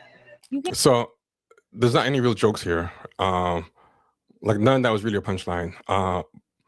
It's just her just venting about experiences dating white men. But number 3 was hit, which was bringing up racial trauma that comes up while you're dating the white boyfriend. And get fried chicken. I don't care. That is not what Ashy means. Stop staring at my satin cap, okay? I wear it because I don't want my hair to go everywhere and look like a mess. Hair joke. I know you can't recognize when my hair looks a mess, but I don't want side-eye from the Black people on the train. That's not what nappy means. Look, I'd like to Hair watch joke. The Help or Django or 12 Years a Slave Generational racial trauma. with you. But if you're going to make sex weird because of it, I don't want to, all right? Race play. I know you don't think slavery was cool, but if you could just talk to your white friends about your guilt instead of making me feel it, that'd be fine. Again, none of these are jokes. They're just social justice rants. You can never say the N-word, not even if it has an A on the end of it. Nod so I know you understand, because I'm not going to tell you again. Why would you want to date somebody that needs to be told that? But anyway. Thank you. You can tell me that you like Scandal because of the ensemble cast, but I know it's because you have Olitz fantasies. You're seriously going to ask me how it compares to a black guy's? Seriously going to ask me? You're seriously going to... Hold on. So, she says, me too. She goes, I know it's because you have race play. So another race play joke. She goes, me too. I have those fantasies too. So Scandal joke. You're seriously going to ask me how it compares to a black guy's right now? Okay, you get the point. But in answer to that was the answer to the question, because this guy was asking, what does she do in New York? That was her claim to fame. That's how she got famous, from that. She did sketch, she got famous, and then she would just always pop up doing other stuff. She even like moderated a presidential debate that was for like young people, you know. But that's what I'm saying about her telling people Hollywood is dead because she can't get work. And it's like are you serious? But these people came up in that time where it was just so easy.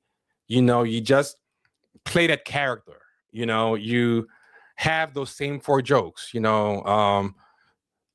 I don't know if she mentioned Harriet Tubman in the last 20 seconds that I cut off, but you know, you do the same rigid 4 jokes. You dress that certain way, you have that Brooklyn feel, you talk about the white boyfriend, you do whatever, and you're getting a thing on Comedy Central where you get to learn on the job, hey, I like sketch comedy. Like you're just floating through. Like again, that's crazy to me that you get to be on Comedy Central. And then from there you get headhunted for something that you just figured out you like to do. And that's why, you know, like a lot of people have been grinding and doing this, kind of can't stand that crowd, you know. And but on top of it, they're very, very arrogant and entitled. So anyway, I hope that explains, and we'll pick up where we left off. Writing about, you know, the media and misinformation, but like through the lens of sketch comedy. And I was like, yes, but I need someone to help usher me in. And so one of those friends said, hey, I've got a great person to give you this opportunity. He is, and I don't think this is too shady, I think it's true, the less successful half of a comedy duo that was prolific in the 2010s. Perhaps, you know, I think their code names could be Lock and Banana. Now, first off, that's not funny, Lock and Banana, but you're not even really trying. Like, why are you playing this game like you don't want to get sued and everything is super obvious? You know, I guess she did it because she thought Lock and Banana was such a funny joke, but it's not funny enough to me to justify the stupid conceit. But again, this has no jokes. They're putting musicians in the back. Why? What does this add to anything? It's just a gimmick. It's one more gimmick that's a crutch. These people always have crutches so they don't have to just fall on their face. You know, whether it's Megan Salter doing a stand-up set that's unfunny on purpose, and the joke is that you get it's unfunny on purpose, or this is a storytelling night, so and there's music in the back, you know, and it's a vibe. It's kind of like so it's not supposed to be haha funny, you know, but anyway, the fact that she makes fun of Keegan-Michael Key's career,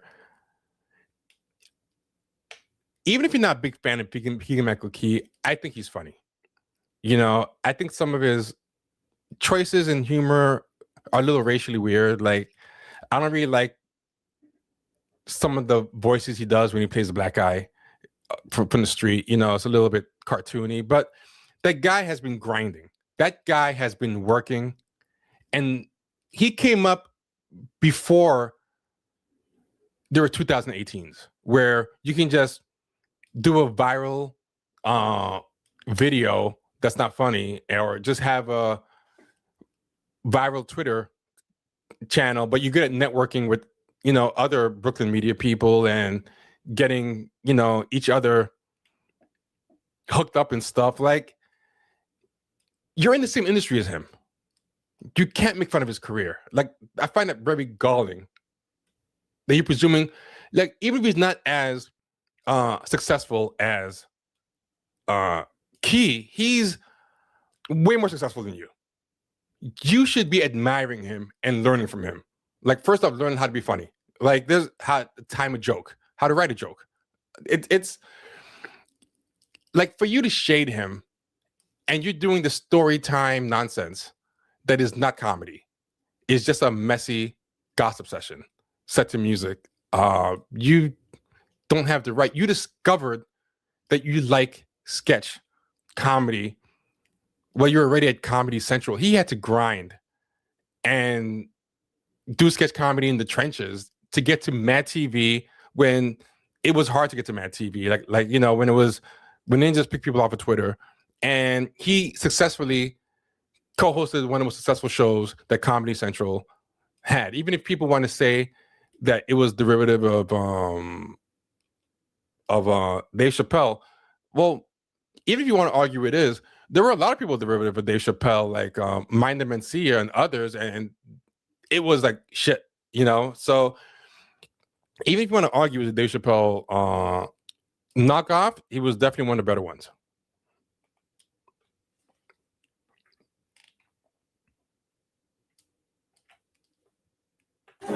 And Locke is gonna use his name to carry you to the forefront of pop culture. And so we came up with a pitch. We practiced it. It was like so good. I mean, like, not only is there a keynote presentation, but there are videos. I don't believe it was that good, personally, based on everything else I've seen her do. Although some of her stuff was better than others. There was one sketch she did that was pretty funny with that white girl. It was like when you find out you share a common enemy with somebody. That one was actually kind of funny. But based on her track record, I'm skeptical. And also, like, and again, I don't want to do this to somebody, because everybody who goes out there and tries to make their dream, I admire them. I don't want to shit on people, but it's like, because of what she did, I feel like I kind of have to, because I'm like you're putting me in a position to look at your career now, even though I don't want to do that to somebody. But if you look at what she's done, this is IMDb,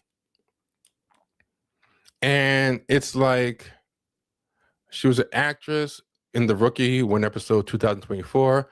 Me, Myself, and the Void, I don't know what that is, 2023. Pruning is a short, 2023. 3 years before that, Bob's Burger, she was a voice, one episode. You Didn't Want to Know, TV series, 2 episodes. Manners Men, 1 episode, 2017. And then a short, I don't know what her role was in it. It doesn't say, 2016. And something called Hell A. She played a waitress, 2016. She was a writer on 1 episode of a TV series called Command Z, 2023. I haven't heard of most of these except for The Rookie and Bob's Burgers. I'm not shitting on what anybody does, like, do what you got to do. But this is things where she played self. So these are things she just appears on things. So Hell A, Sexually Anxious Girls, Manners Men, You Didn't Want to Know, Bob's Burgers, Pruning. Oh no, that's the same list from before. Okay, here we go. Comic-Con All Access TV Special, 2014. Mental Floss, The List Show. So The Feels TV show plays herself. Vlogbrothers, Girl on Girl, Cooking in the Trap, Self, Project Politically Reactive, Pod Save America, The Sharon Spell Show, Women Who Killed podcast series. So she appears on like a lot of those shows where they have a bunch of influencers as talking heads who weigh in on something. These feel like those kind of shows that are like, shows like Girl Code and I Love the 90s, where it's like, it sounds like a lot of these are like that. She's either on podcast or I think this is a improv thing. Yeah, but I mean, like, there's a lot of long breaks here, years long breaks and things like that. So like, I don't think you have the right to damn girl, wait, we're gonna get there. That's what this video is about. This video is we're gonna get there, trust me.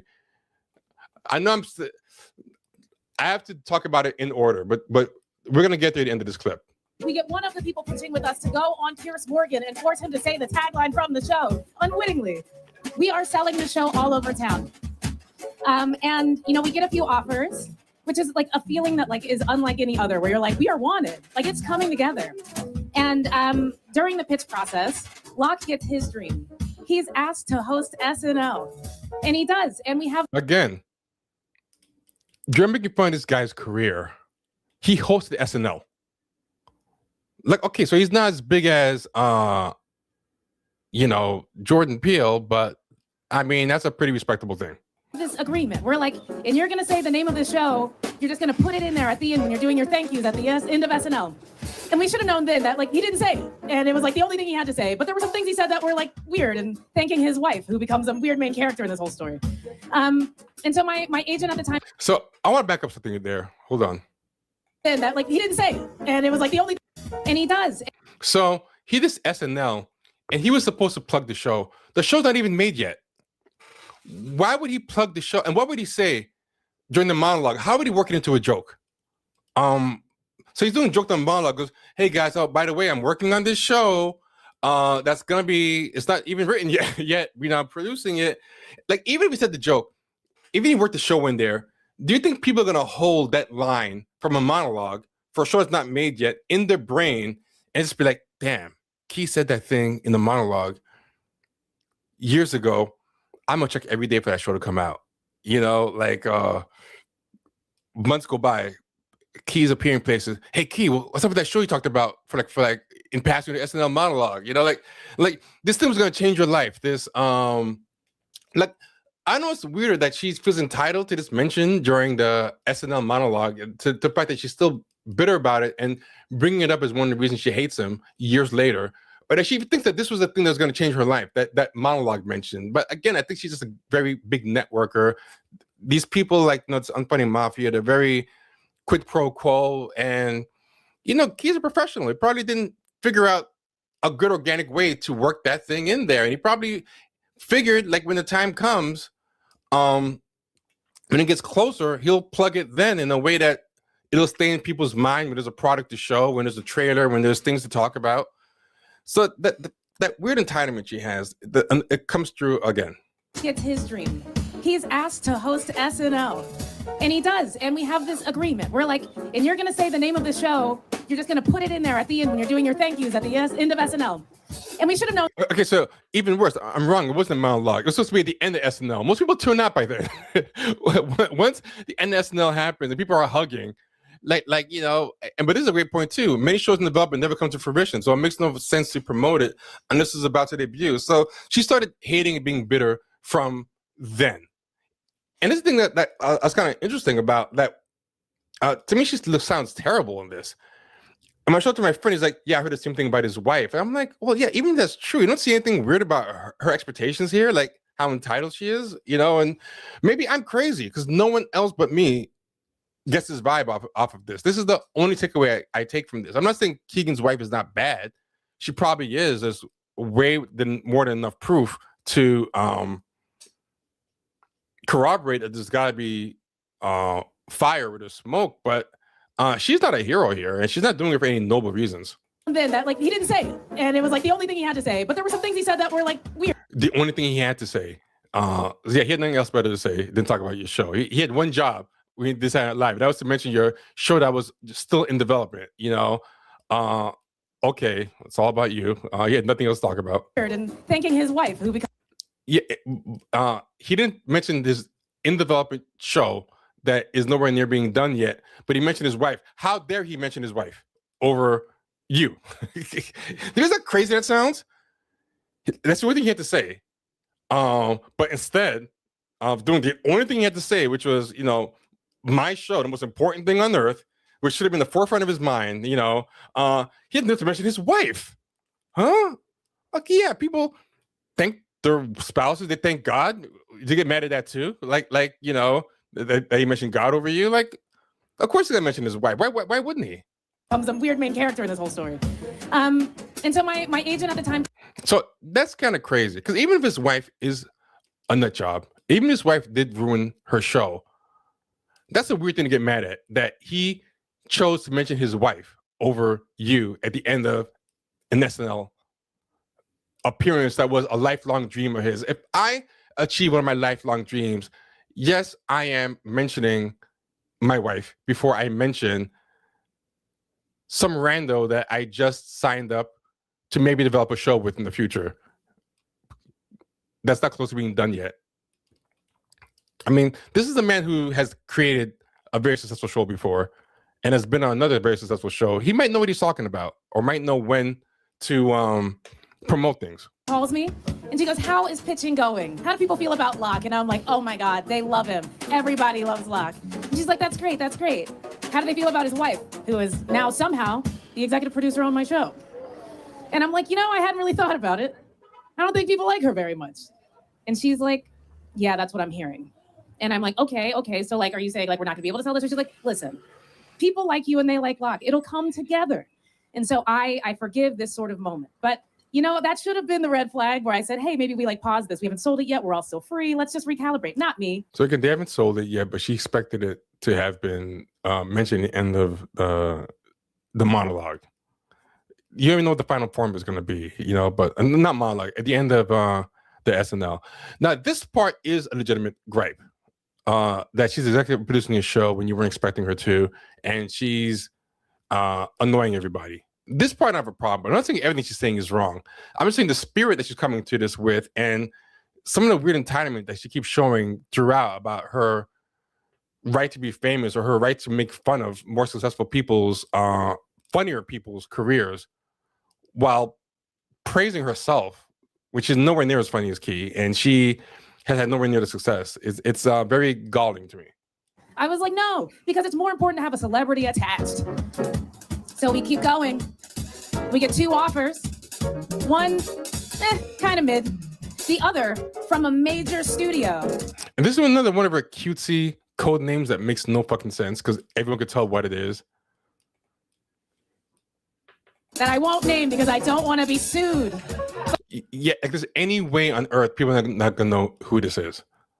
It's Disney. But you can imagine that their main character is Vermin, if you think about it. If he was in your... First off, how many movie studios have a main character? In general. So that alone, you didn't have to say it's Vermin. I mean, maybe Warner Brothers, you could argue Bugs Bunny is a character, but like Paramount, does Paramount have a mascot or a character? Like MGM, like the maybe the lion, that's not really a character.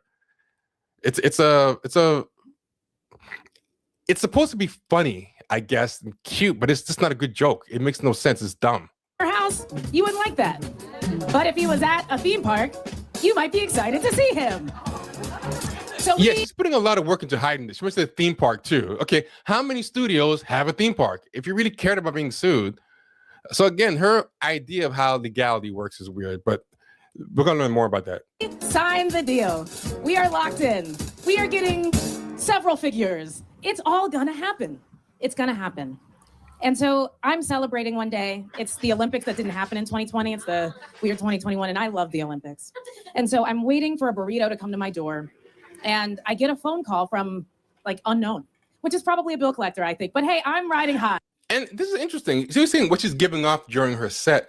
But again, I've kind of primed you to not like her because I've shown you so much stuff about her. And I mean, I don't know. Maybe if you saw this in a vacuum, she wouldn't be giving this off during the set. I mean, to be fair, I have primed you not to like her, you know. So I don't know, but I thought the same thing. I was like, she does not strike me as a very likable person herself. But anyway. So I answer the call, and it is from Banana's wife. And Banana's wife says, hey, I just had dinner with Locke and his wife. Now, Banana's wife is Peele's wife, right? Where she's doing a bad job of hiding. Now, this is Chelsea Peretti. Chelsea Peretti took it upon herself to call her and warn her about Key's wife. Why is she putting Chelsea Peretti on blast here? Like someone does you a favor, but you're so bitter and you so want to settle scores with this person. And there's no real jokes here yet. Like, to me, if you're going to be bitter, if you're going to settle scores, make it funny. Make it a funny bit where the talent makes up for it. But this is just, as she said, messy goss. But it's not even a good storytelling, because there are these storytelling events that happen where instead of stand-up, you're doing storytelling, but they treat like 2018s don't treat anything like really a craft. They just treat it like a hobby that they just have to get through to stay famous. You know, this is not the same way she didn't care about sketch comedy, or really anything else. There's not real, except getting to Hollywood and being famous. The whole purpose of this thing is to go viral. You can tell, and that's what Tim Dillon was talking about. These people are good at a lot of things, just not the actual craft thing. She knows how to go viral. That's what she's good at. And in the way she is working on her craft here, this is what you call a decoy job, a decoy career. The point of this is not really to be a good storyteller. The point of this is to do another viral moment. This set is the same as a tweet. This isn't, you don't have IRL streaming. This is IRL tweeting. This is IRL tweet thread. Like, she's a 2018 internet person. Well, all 2018 people are internet people. They say they're doing a show with you. And I said, yeah. And I, again, don't know how she got my phone number. So this seems urgent. And she says something that, like, chills go down my back. Yeah, she does. She has a habit of throwing collaborators under the bus, and she also has a habit of airing out like messy beef. Ironically enough, she came at the two dope queens and called them sellouts and made fun of them for she came at them on social media and called them names for doing, there's a dog pile going on them, for doing white boyfriend humor and degrading. And I think she tried to call them like sellouts. I was like, what? Like, your whole thing is that you're exactly like them. Like, what are you even talking about? I'm gonna check the Key and Peele subreddit though. I never eat the burrito, spoiler alert. She says, I'm just calling you because I wish someone would have warned me. Oh. She does about an hour of a monologue at me about how, she thinks. So she just finished having dinner with Key, Peele, and his wife. So apparently she presents a brave face to the wife. She probably doesn't want to mess up Key and Peele's friendship. You know what I mean? And that happens sometimes. Like, a friend of yours marries like a terrible person, and you got to be nice. She goes and tells this person, and with no fucking care of what's going to do to her life, she makes it fodder for this because she so wants to settle her score with this person. So think about the bridges she's going to burn, right? Okay, you think Peele is so much better and more successful than you think Peele is so much better than Key. Well, good luck working with either of them now. Because I can't imagine his wife likes this. And also even people who don't like Key's wife and maybe even agree with this, they're still gonna look at this and think, okay, I don't like that bitch either, but she's foul, this girl. And if I work with her, she might put me on blast. Or if I tell her something in confidence, she might put me on blast. So even some people who actually don't even like Key's wife might not want to fuck with you after this, because you've shown your loyalty. You've shown how you are. You've shown your pettiness. And Hollywood can deal with a lot of problematic personalities, but you've got to be super talented. If you're super talented or you're a box office draw, you can be a pain in the ass, but if you're not, then personalities matter. That his wife is like Phil Hartman's wife. that she wouldn't trust her to hold a baby. Now that is rough. Phil Hartman's what people know. Murdered Phil Hartman. Like that's like for someone who said they don't want to be sued. That's a lot to say. And again, I don't know Key's wife. I'm sure she's terrible, but I think it's a bit much. And if Chelsea Peretti really did say that, like you really put her in a fucked up place. That she once poured alcohol on her birthday cake, and this person is sober. And the thing that I moved to LA for this job. I'm not a woo-woo person, but this woo-woo thing happened, and I do think it was like the Lord. She says to me while I'm watching the opening ceremonies, mouth agape, there's a sweaty man from Tonga, and she says, there's no accounting for how much money she's cost that black man. And the light above the television burned out. This is a second red flag. I should take the hint. It's not gonna happen for me. But I think, you know what? Me and Ratatouille's boss, we're gonna keep going. They don't have to be that involved. They're non-writing EPs. They're just lending their name to the project. She's got horrible main character syndrome. So we start grinding on a pilot. That's the job. We are meeting, and I'll tell you, Locke is busy shooting a movie with Timothée Chalamet, a remake of some sort of property that never needed to come to fruition. Hasn't helped Timmy's career at all. And I again, you're bashing these people's careers and whatever. Like the audacity, it's crazy. Like Timothée Chalamet's had a great career. Key getting to work with Timothée Chalamet is pretty good, but okay. So what if Timothée Chalamet hears this? You know, like you're batting 1,000, but okay, like whatever. asked my agent, I'm like, should I fly to London? Should I warn him about what I've heard? And she said, that's a grown ass man. Yeah, that sounds kind of weird too. I thought the same thing, that Chelsea Peretti, a white woman, said that the woman's affecting that black man's paper. That sounds weird. I got a feeling she took a lot of liberties with what Chelsea Peretti told her. Chose to marry that person. Don't do it. And so we just keep writing on it. Finally, we're in pre-production. This is like May 2023. And I'm excited. We're doing like a last meeting about going through the sketches. We're all feeling good about it. And for once, the wife joins the call. She first of all, she comes on and then yells at everybody because she said she got the wrong Zoom, but everybody else was on the Zoom. Anyway, she's here to offer notes. Yeah, she has no credits without this man. Her notes are, comedy happens in threes. The letter K is funny. And finally, give the audience some candy. Now, how do you implement these notes in a script that is a half hour long, has people attached, has a location, and we're all just like, sure, man, we'll add 3 Ks or something. I don't fucking know. Like one time she bragged on one of our calls about knowing Kristen Cinema. So I said, what that bitch have to say for herself? She did not like that. Well, she didn't like that nobody laughed or thought her ideas were good, so she threatens to sue the network. Now let me pause there because I brought a text. I brought something that was another red flag. Okay, now this is not like a great story. Not enough like I want to pay admission to go somewhere and see this. Like, it's not real jokes. This should be in your diary. This is not really entertaining, you know? But it's just messy gossip, which I guess is okay, but I don't really see that as a great either comedic or storytelling talent. Like, there was a way better way to tell this story, but I mean, let's go on. That I should have seen.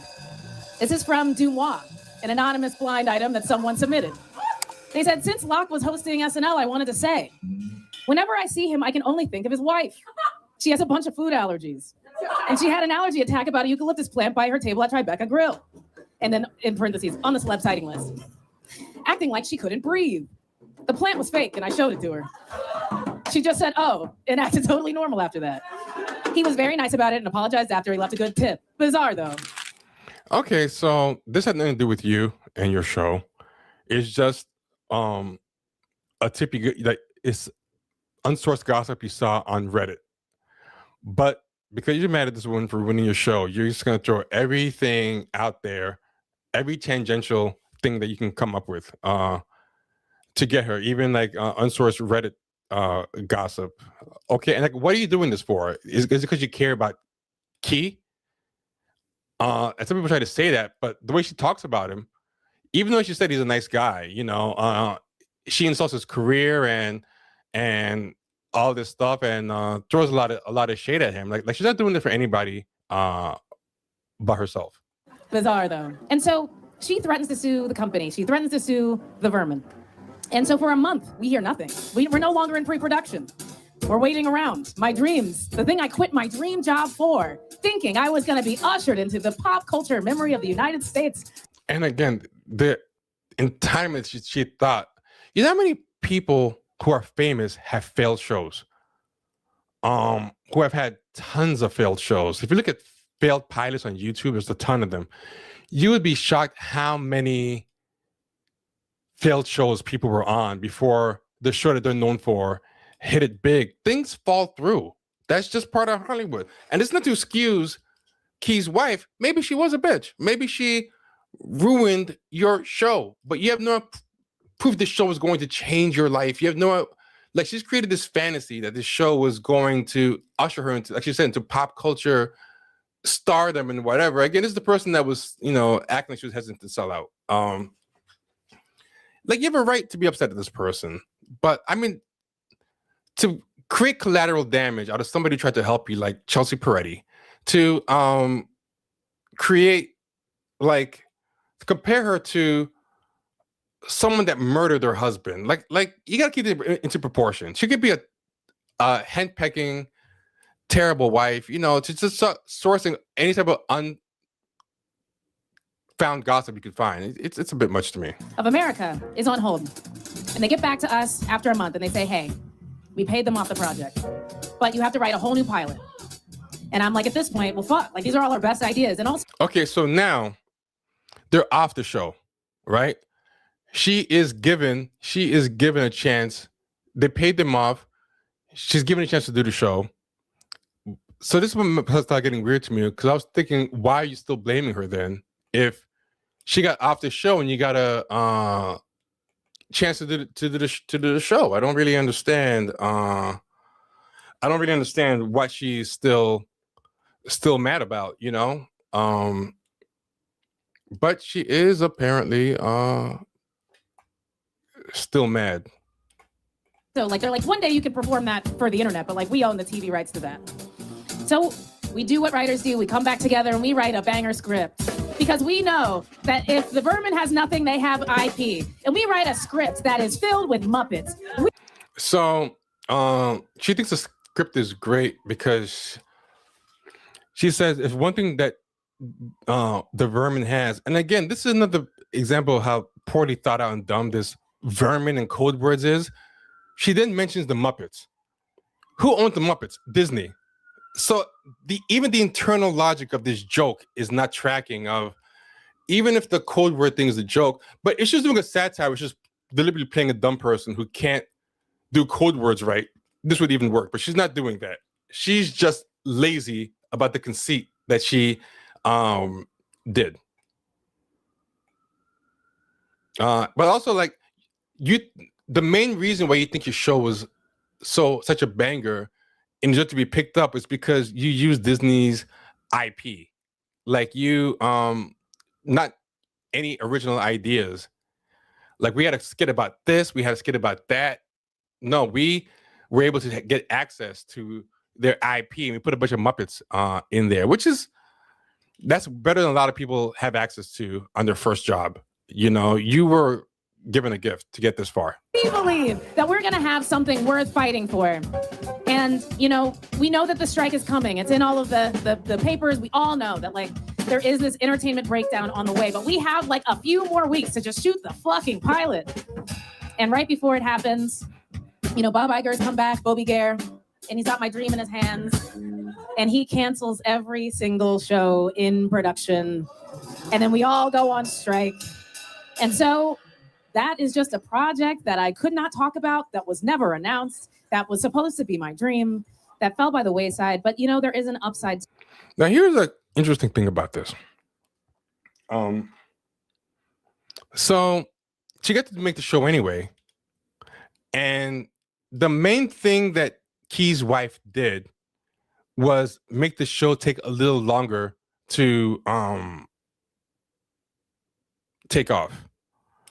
So the show ended up coming up closer to the writer's strike, and Bob Iger canceled everything. So to me, like the writer's strike and Bob Iger are the real culprits here. Like, yeah, she didn't make the show easier. She slowed down the making of the show, but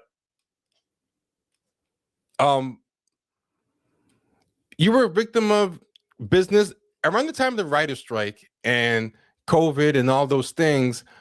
A lot of money dried up. They canceled even, like, it's hard for everybody now. Like, money has been drying up more and more. Like, J.J. Abrams was just forced to, like, basically downsize his production company. If you follow the news, I follow like the Hollywood trades, you'll see everybody's having a hard time. You look at this, J.J. Abrams has to downsize Bad Robot production company to move from LA to New York. You know, it's across the board. They got to shutter the LA office and move to a smaller one. And they were getting huge deals. They had a huge company, and they are now doing a shadow of what they were doing. If you look at even Jordan Peele, who she was praising for being, you know, so successful, Jordan Peele,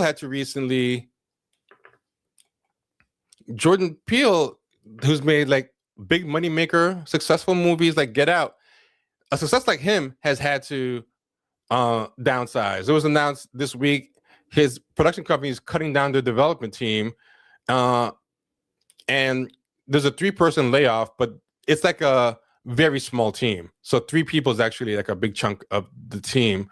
They had to keep 4 out of 7, and they're being forced to refocus. Like basically, it's tough out there, you know. But that's part of, yeah. So like a lot of shows fell out, and it's a great point about the stupid conceit. She brought up Bob Iger by name, but maybe because it's too hard to think of a funny nickname for him. But also, like, what was the point of hiding Disney and calling them the rodent? Like, she's not a good comic. She's not a good thinker. Like just her craft is terrible. Like, this is just a terrible storytelling. Like, there's no consistency to the thing. She's just there to spread messy gossip and settle a score, and she has no care about what she's doing on that stage. There's no internal logic to it. There's no consistency.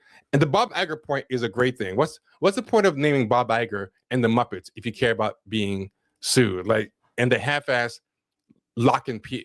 It's not funny. And this is also true. A lot of shows probably fell through because of the writer's strike. Crazy Cleaning situation is exceptional. Like, you know, exactly. Yes, that's a great example. Kathy Griffin was great at spilling tea on celebrities in a funny way. And there was a great way to tell stories and be entertaining. Like, I've seen storytelling events, and it is a real skill. But in this case, storytelling is, I just don't want to have to do the work of really making comedy. To this. You know, Julie said at the beginning, there are beginnings and endings all the time. And so that did end. And look, you know, what can be said, Locke? He's still playing, you know, I don't know, a frog in a movie about a video game, something like that. I'm sure it's a huge movie, even if it's about a video game. Like, what are you talking about? Is it like Super Mario Brothers or something? Hold on. What? Let me see what that is, because I don't know what that is.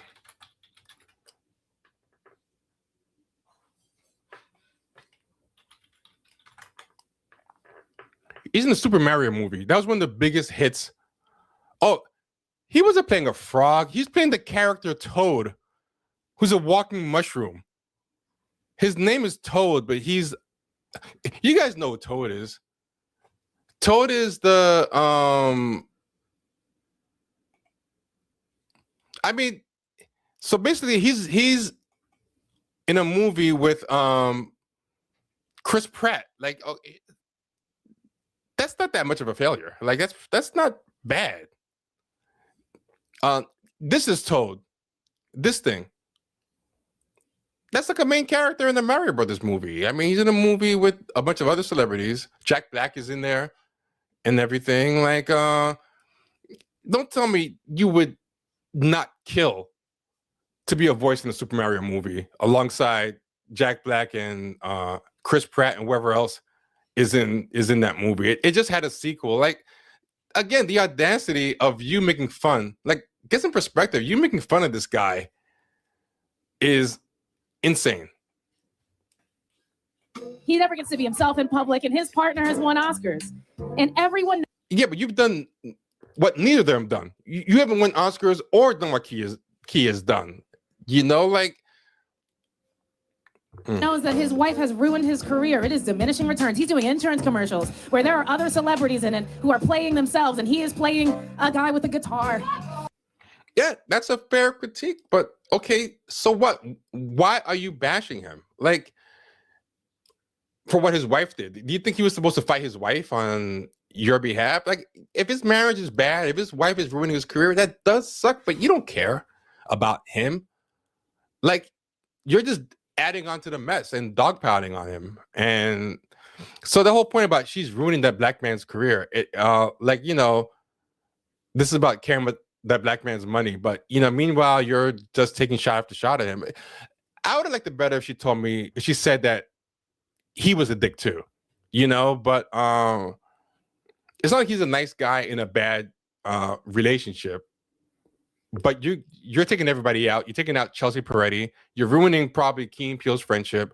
You're making things awkward with all these people. And anyway. And that's the story of how close I came before Hollywood died. So once that show didn't work out, Hollywood died. So how close you came before Hollywood died. So she has it so built in her head this show was going to be this life-changing show. 2018s make shows all the time. Only like one or two have really made it. Like the biggest success story is Quinta Brunson and Abbott Elementary School. But most shows these people make don't last because they're just not funny. It's I'm not trying to be mean about it, but they're just not. It would have just been like any other a show by 2018, you know. But you know, the whole thing about the unfunny mafia thing, like again, that era, like if you look at 2016, it feels like a time capsule now. A few of these people, you know, made it pretty big, but this was like Brooklyn Magazine, and Brooklyn Magazine had in 2016 the 50th funniest people in Brooklyn, and a lot of these people were people who were, you know, like everybody was poised to make it. A few of these people actually did get big. Some of these people are generally funny, like the guy from Oh Mary, Cole something. It's a great play, very funny play. You see it. He's in here, but like, you know, most of these people are kind of like people who are kind of big online and then viral media, and she was on that. She was one of the 50th funniest people in Brooklyn. And you know, it's kind of like a time capsule to look at this, because when I go through this article, so many of these people I remember being on Twitter or just being very plugged into that kind of alt media scene, and I don't know where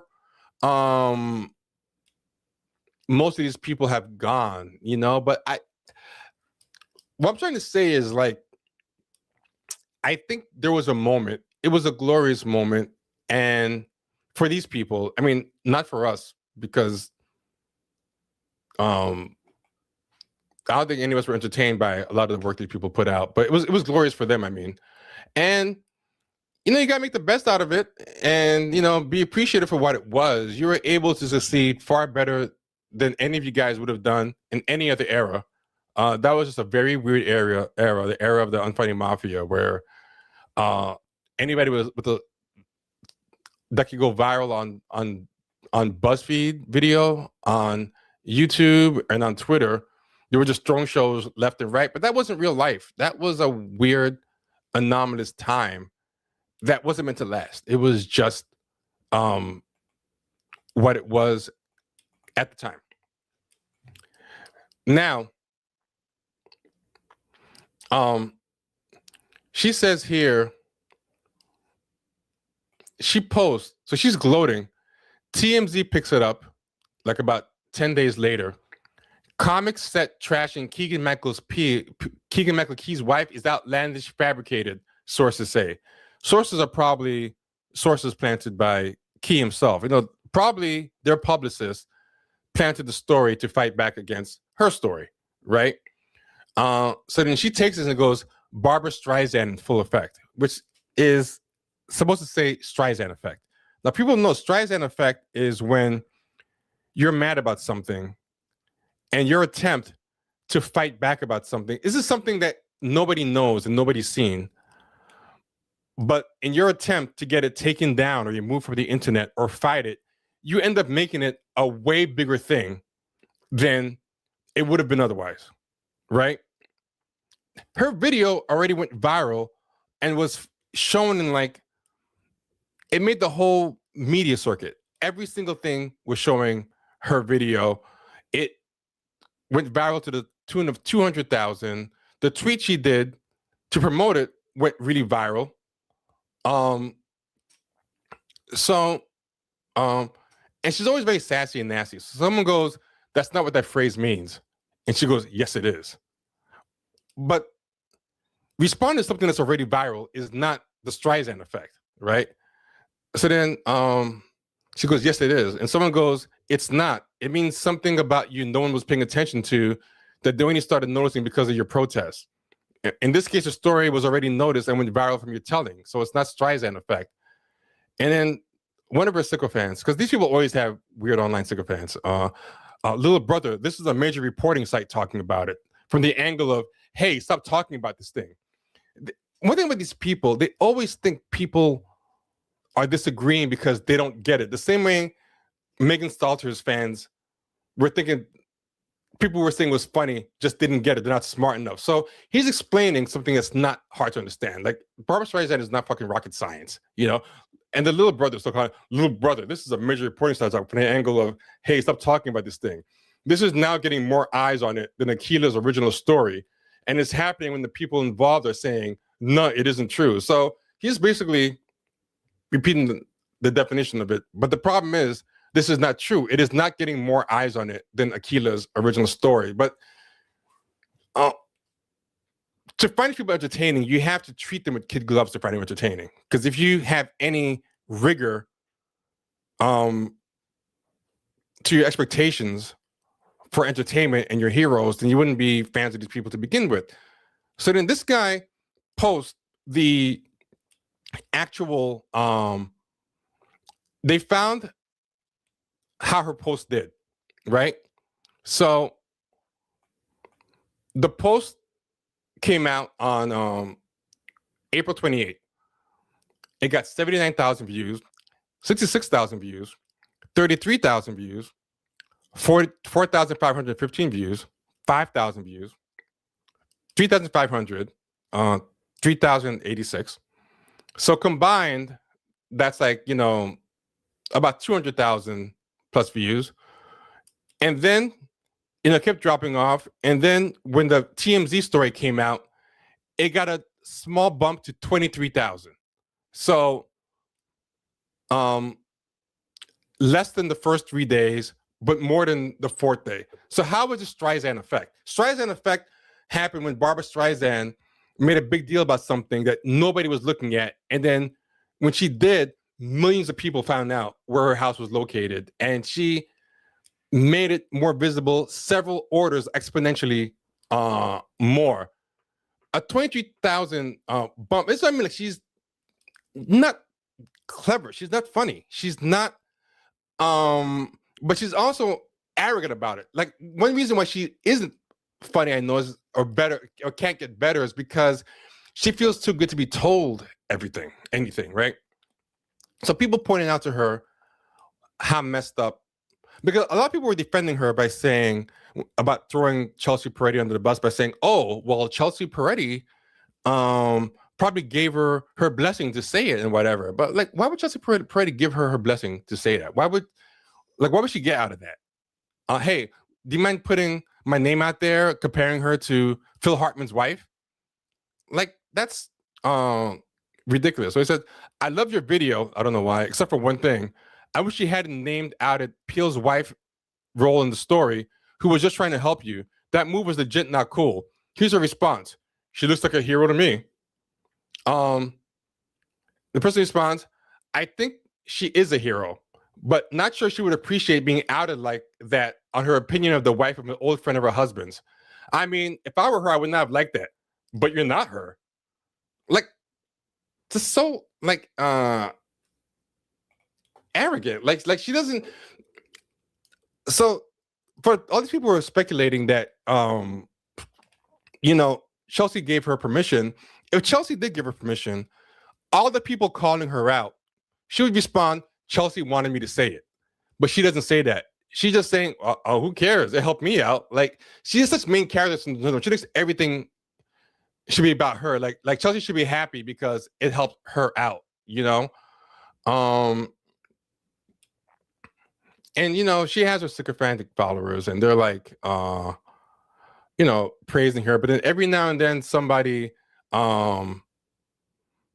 points something negative out to her, and she gets like very snarky. And so this is another thing she did. She was going around implying that Jordan Peele did the movie Get Out about Key and his wife. And she went around saying that, or at least letting people believe it. So then someone says, Akilah Hughes is an idiot. Do you not own a calendar or understand time? Someone pointed out. Get Out opened in 2017. Peele had been writing it for 10 years before that. Keegan married Elle in 2018, meeting her after his previous divorce was finalized in 2017. I looked this up myself. Apparently, he met the wife 1 month after Get Out came out. So Get Out was done and finished before he met the wife, right? Then, on top of that, it takes time to get a movie done. So the movie was actually probably written and done in 2016, but both Keegan and Peele have said in various interviews that Peele had been working on Get Out in various forms because they've known each other for a very long time since Mad TV. They both said that Peele had been working on Get Out for like 10 years. He was working on this as Mad TV. This was like his baby. When he had time, he was always working on the script. So basically 11 years before he met the wife, and then it came out 1 year before he met the wife. So how did she handle this correction? Maybe you have a lot of faith in public timelines. We can see the release date of the movie, and we can see, like, this is like some kind of secret rumor. Like, we know when this stuff happened. It's all out there. But she can't just say, "Oh, I was wrong," or whatever. And all of that makes me think she can't be easy to get along with. Like, I'm very doubtful that she is some great pleasure to work with, or is a pleasant person, So yeah, that just makes absolutely no sense to me. And there's like other stuff that she keeps saying and doing. But yeah, she I'm gonna show something else. So here,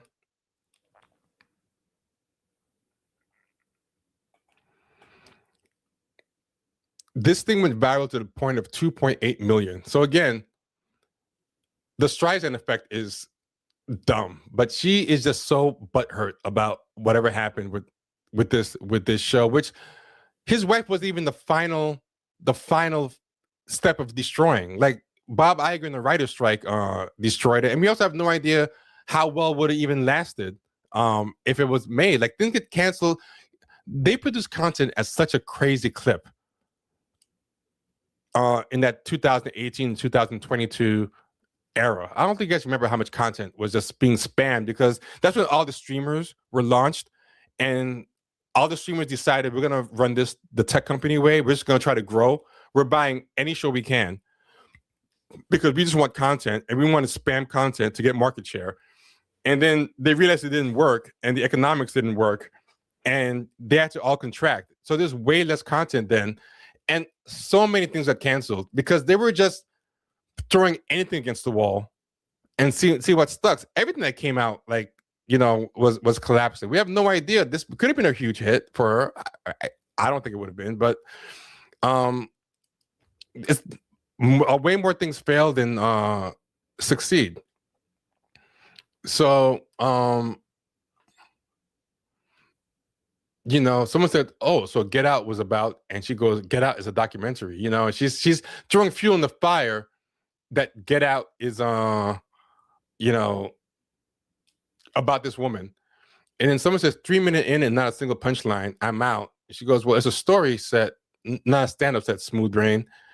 And then someone goes, which is true, but you still suck at storytelling. So even as a storytelling thing, it's just not good. But it's this resistance to any constructive criticism, this belief that she has no room to improve, that everything she does is genius. And I have no idea. I have no doubt that Key's wife was probably throwing a lot of bad ideas or whatever, but I also am skeptical that this thing was some kind of perfect thing that was going to be a next coming of the next coming. But here is where it gets kind of interesting. This is what I kind of want to talk about, that I find very fascinating. When I was researching for this, I found this about her, which was pretty interesting.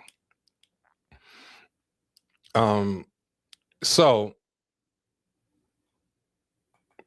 she was in a lawsuit with Sargon of Akkad. I don't know if you know who that guy is. I don't fully understand who he is, but I think he's like a new atheist or something. This was very, and this kind of made me think, okay, maybe she really doesn't understand how lawsuits work.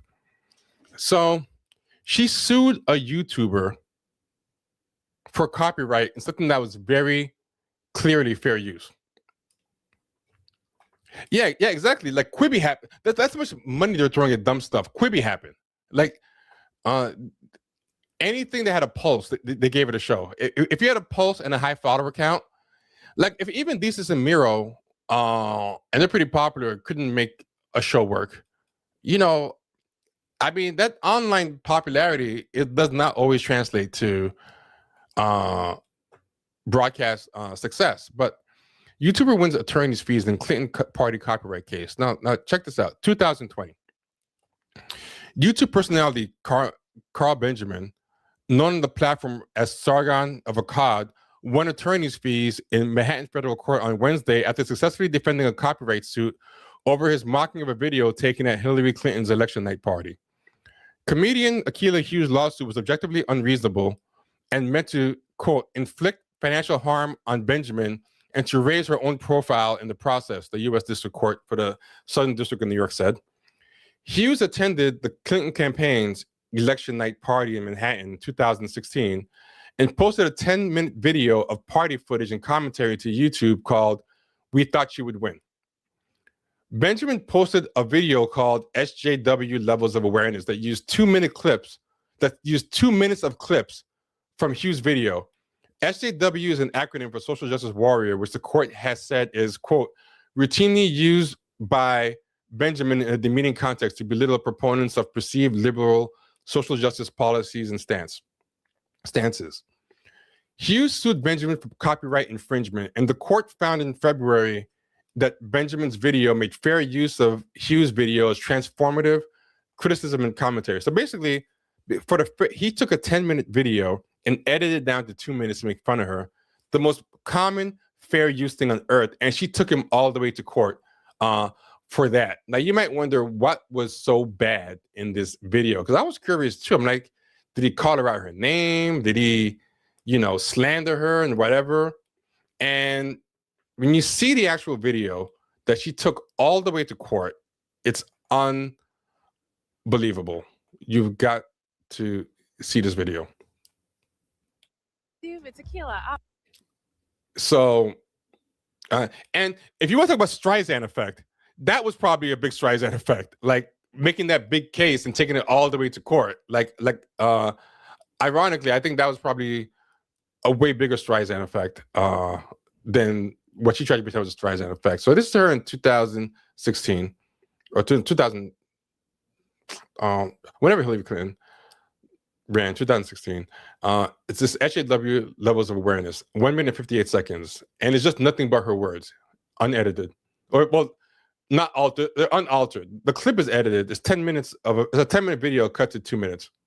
Hi, YouTube. It's Akilah, obviously, and we are at the Javits Center in Midtown Manhattan. It's where Hillary Clinton is having her speech party, whatever. There's a block party outside. We're here with the press, although it was very difficult to get these. It's its own story, but we will show you what we can of the evening. I'm just personally really excited because to be a woman in the year 2016 after having a black president for 8 years, and now we have Hillary who could potentially be our next president, and here's hoping.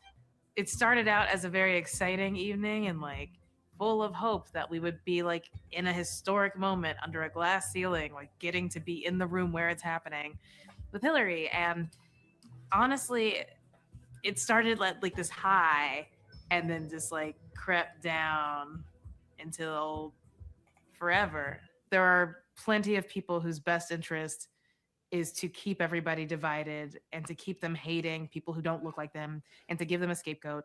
You have to question people about the things that they say. You have to correct people when they're sharing false information on Facebook. You have to stand up to your family members who are being racist, sexist, homophobic, xenophobic. We can't live in a society where there are two Americas and there's one where there are people who are educated who are afraid to talk to their biggest. Okay, so far we're about 1 minute and 20 out of 1 minute 58.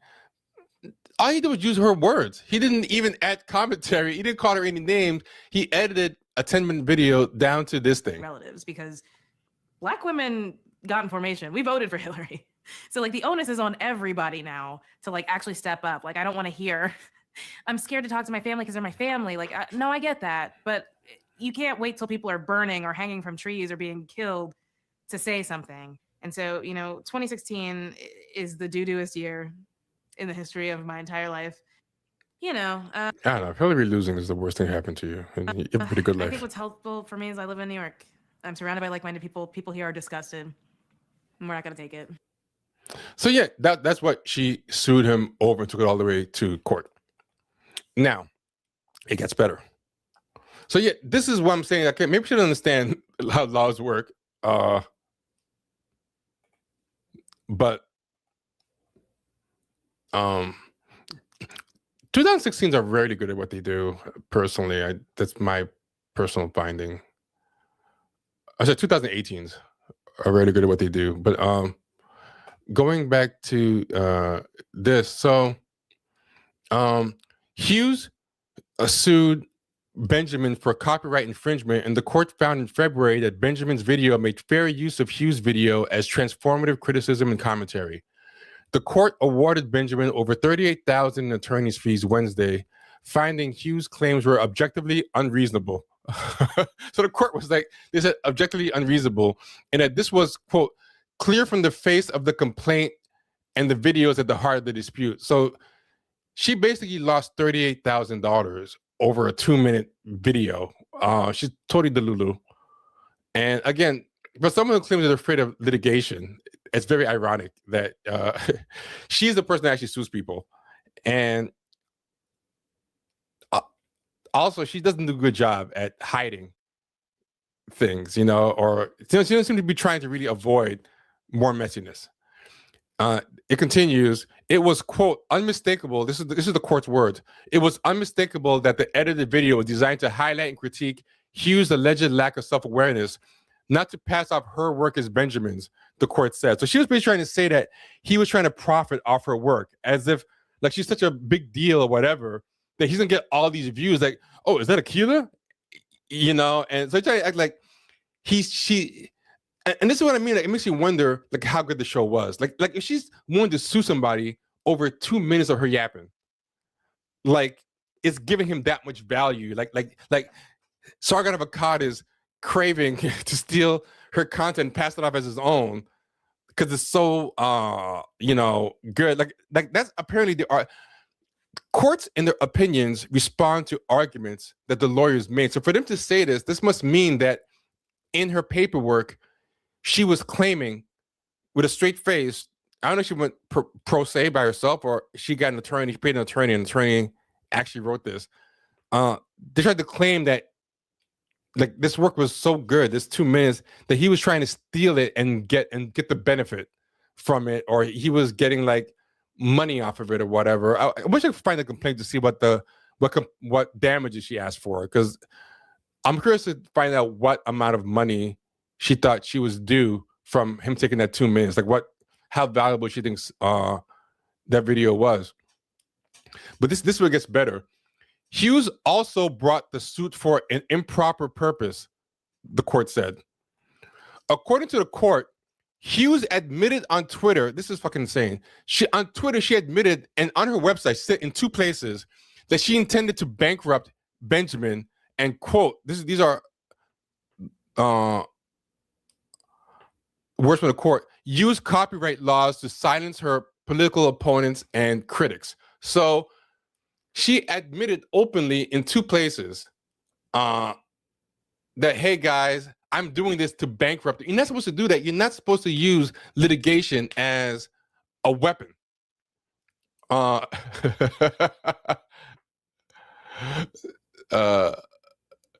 Someone said, but he did profit off her work to the tune of $38,000 because she's yeah. He ended up profiting off her work, right? But how much was the attorney's fees? It was probably a wash. The attorney profited off the work. Yeah. Yeah, it was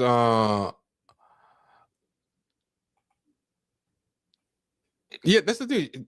That's what Tim Dillon was saying in the unfunny mafia thing. These people are good at a lot of things, getting attention, networking, going viral, but they're not good at their day job, because their day job is a decoy job. Like, that's why they're all multi-hyphenates, because those are all decoy jobs. They're really social media viral people. Hughes' social media post about the case also suggested that she, quote, intended to sensationalize the litigation to elevate her own public profile and achieve a secondary financial gain. So in addition to saying in multiple places she's doing this lawsuit to try to bankrupt him, to punish him for what? Like, that was the most light work as far as insulting people. Like, she got off pretty easy. All you do is use her words. That was it. But for that, think about how petty you have to be. For somebody making fun of 2 minutes of you talking, you think in your mind, the proportionality, you think that justifies bankrupting them. Like, how sick do you have to be? But she also openly admitted that she intended to sensationalize the litigation to elevate her own public profile, like, and achieve a secondary financial gain. This is the person that said that she decided to sell out. Okay, you've always cared about nothing but elevating your own profile. Like, I've seen no signs that you've ever wanted to not be famous and care about your craft. Your whole calling is to sell out. Like, it's not even selling out, because you have to have a belief to sell out. Like, she's not a sellout, she's a buy-in. She's bought in from the beginning. Like, a sellout is somebody who has a core principle and gives it up. You have given up, you have no principle to sell out. So you're not a sellout, but not for the reasons that you say. So that was crazy. She gave the other side all the ammunition because she couldn't stop fucking blabbing. She was like the Riddler. The Riddler can't get away with his crimes because he always has to leave Batman a clue. So this was even a clue. She just spread it out there. So this is why I say she's not very good at the legal stuff, like and protecting herself legally. Like you know, of course, somebody who basically admitted she was doing a crime, and admitted that she was in bad faith before a trial. You know, when everybody knows that your public statements can be worked into the trial. Of course, the person is gonna be bad at covering up the litigious parts of their story. And of course, she doesn't care about throwing Chelsea Peretti under the bus. The fact, and this is even better. Actually, I'm wrong. He did benefit. The fact that Benjamin's GoFundMe campaign for his legal fees raised 3 times as much as he ended up spending was found to be irrelevant. That's fucking great. So I was wrong. He did benefit financially. So his crowdfunding, he didn't spend any of his own money. He raised over $100,000. And then on top of that, he was awarded. So of that $100,000 he raised, he had to give $38,000 of it as legal fees, which he's getting back from her. Which means that he made $100,000 off of this woman's stupid lawsuit that was intended to bankrupt him. So her lawsuit to bankrupt him made him $100,000 richer. Good job, lady. And also was a Streisand effect. Made way more people know about this video than would have. It was the easiest $100,000 he made. He probably made like $400,000 an hour. I'm sure that video took him 15 minutes to make. So yeah, it was great. Put simply, a litigant's good luck in having the financial wherewithal to defend against a frivolous suit, whether because of insurance, a GoFundMe campaign, a rich uncle, or a pro bono lawyer, does not automatically immunize the losing party from the consequence of her actions. So, yeah, basically,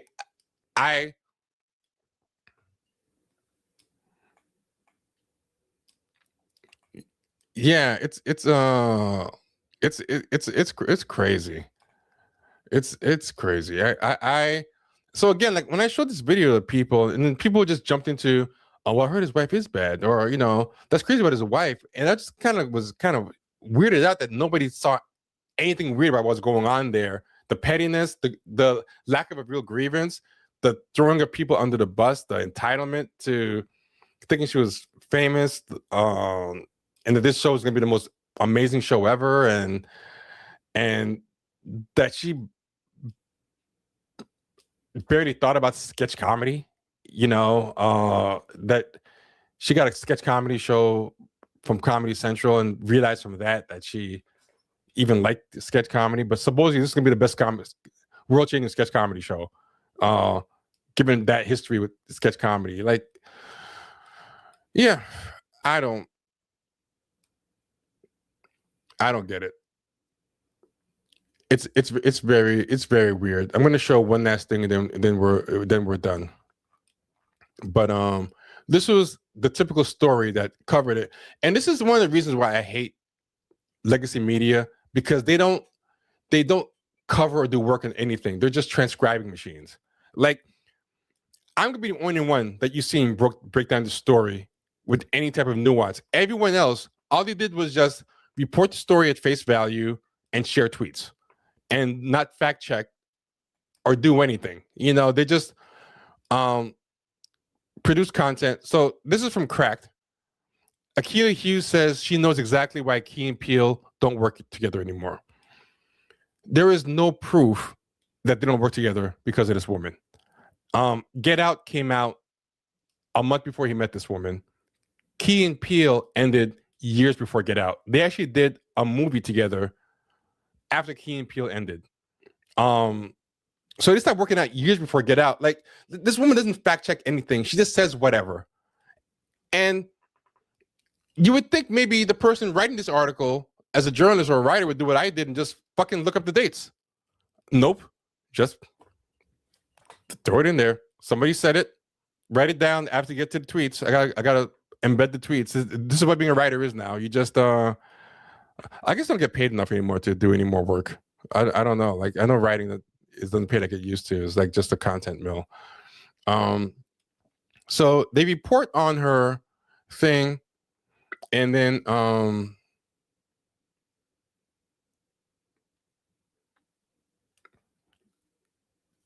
Hughes, a multi-hyphenate artist. And it's like I find it interesting that they even use that. Like I just hate that term, multi-hyphenate artist. Like, it just means like basically you're just trying to be famous by any means possible, and you don't have any commitment to any particular craft.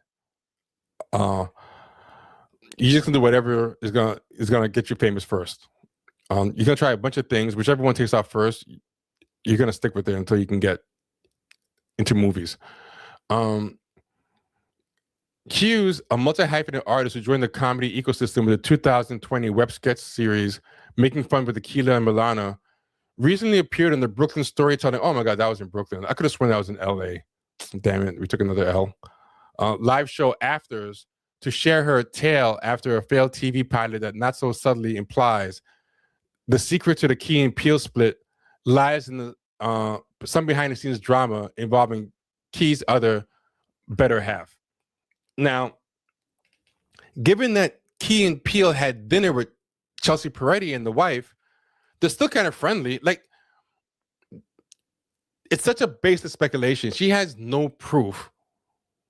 But not only does she have no proof, there exists proof in reality just by fucking doing research and looking what came out what year, that she could not have been the reason they broke up, because they broke up like years before he met this woman, and they have been friends since, and they still speak highly of each other, and they still have dinner together and stuff. And then the other claim was that, so in this tweet is where she says it. She goes, when she tweeted the video out, she goes, if you've ever wondered why Key and Peele, and again, she tries to like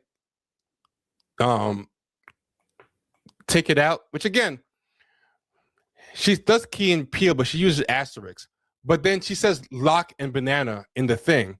So if you didn't want this to be known as Key and Peele and you're worried about being sued, like, she's just not a bright person to me. Like, then what's the point of spelling the names the right way and then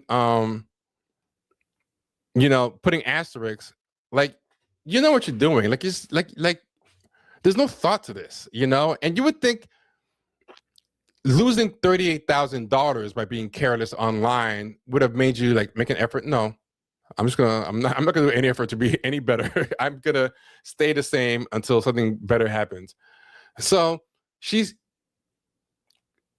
this is if you ever wonder why Key and Peele don't work together anymore, well, watch the next video in the thread. Then she posts a video. So again, it's not just mean-spirited, it's full of misinformation and lies. And nobody, the people tweeting about it, the people reading it, the reporters, there's like 100 articles covering this thing. And the thing that shocked me was that none of these people just pointed out that her basic timeline doesn't work. While Hughes stopped short of dropping any names, why even humoring like she didn't drop the name? She basically did. The gist of it is this, and then they go on and recount the story uncritically, taking everything at face value, and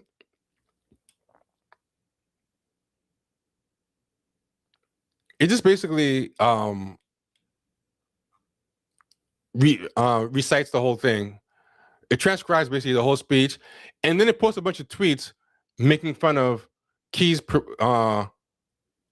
career. And it's like, okay, Rat7, I'm sure you're killing it. You're tweeting irony tweets. Like, okay, like you really have a right to make fun of a famous actor who's getting work. Like, this is like honest work. So yeah, I mean, the idea of sharing all those things, saying that she's the reason. So because she had a beef with this woman, that she wasn't even the main reason the show died, she starts implying to people that she's on par with Phil Hartman's wife, that she destroyed the Key and Peele show, which is very beloved to people. So now she's getting credit for that, and Get Out.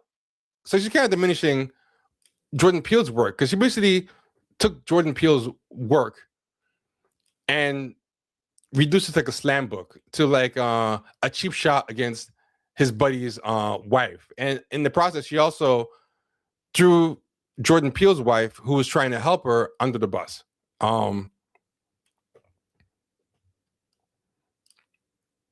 Yeah. No, it's true. That was the one funny thing she did, was the lawsuit. Unfortunately, it was unintentional. But yeah, I don't think she's ever gonna top it. Yeah, so that's basically it.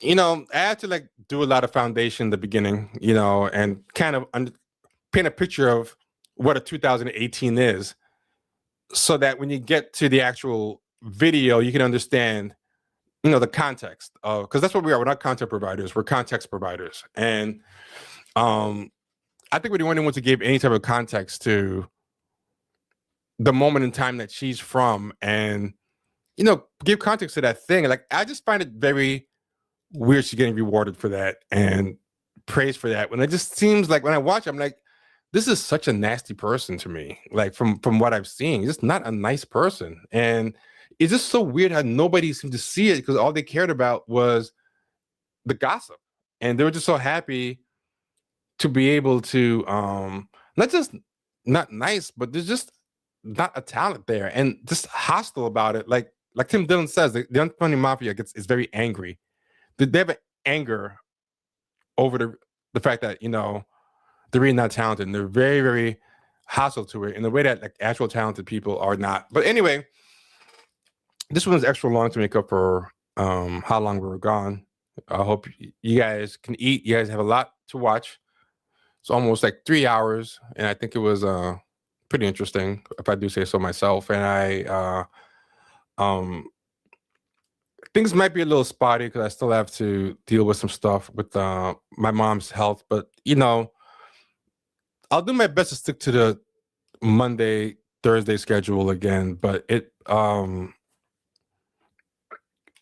might be on a Wednesday or a Friday or a Saturday. It might, you know, but we'll do our best to stay active. And I hope you enjoyed it. Yeah, and again, if you were in here and you did not hit, you know, the hype, like, comment, share, subscribe, definitely do that, please. It helps, and it's free. All right, everybody, take care. Salam. Thank you. Yeah, everything is good. It's just a little inconvenience. Yeah, everybody be good. Take care of yourselves, and appreciate you. Bye.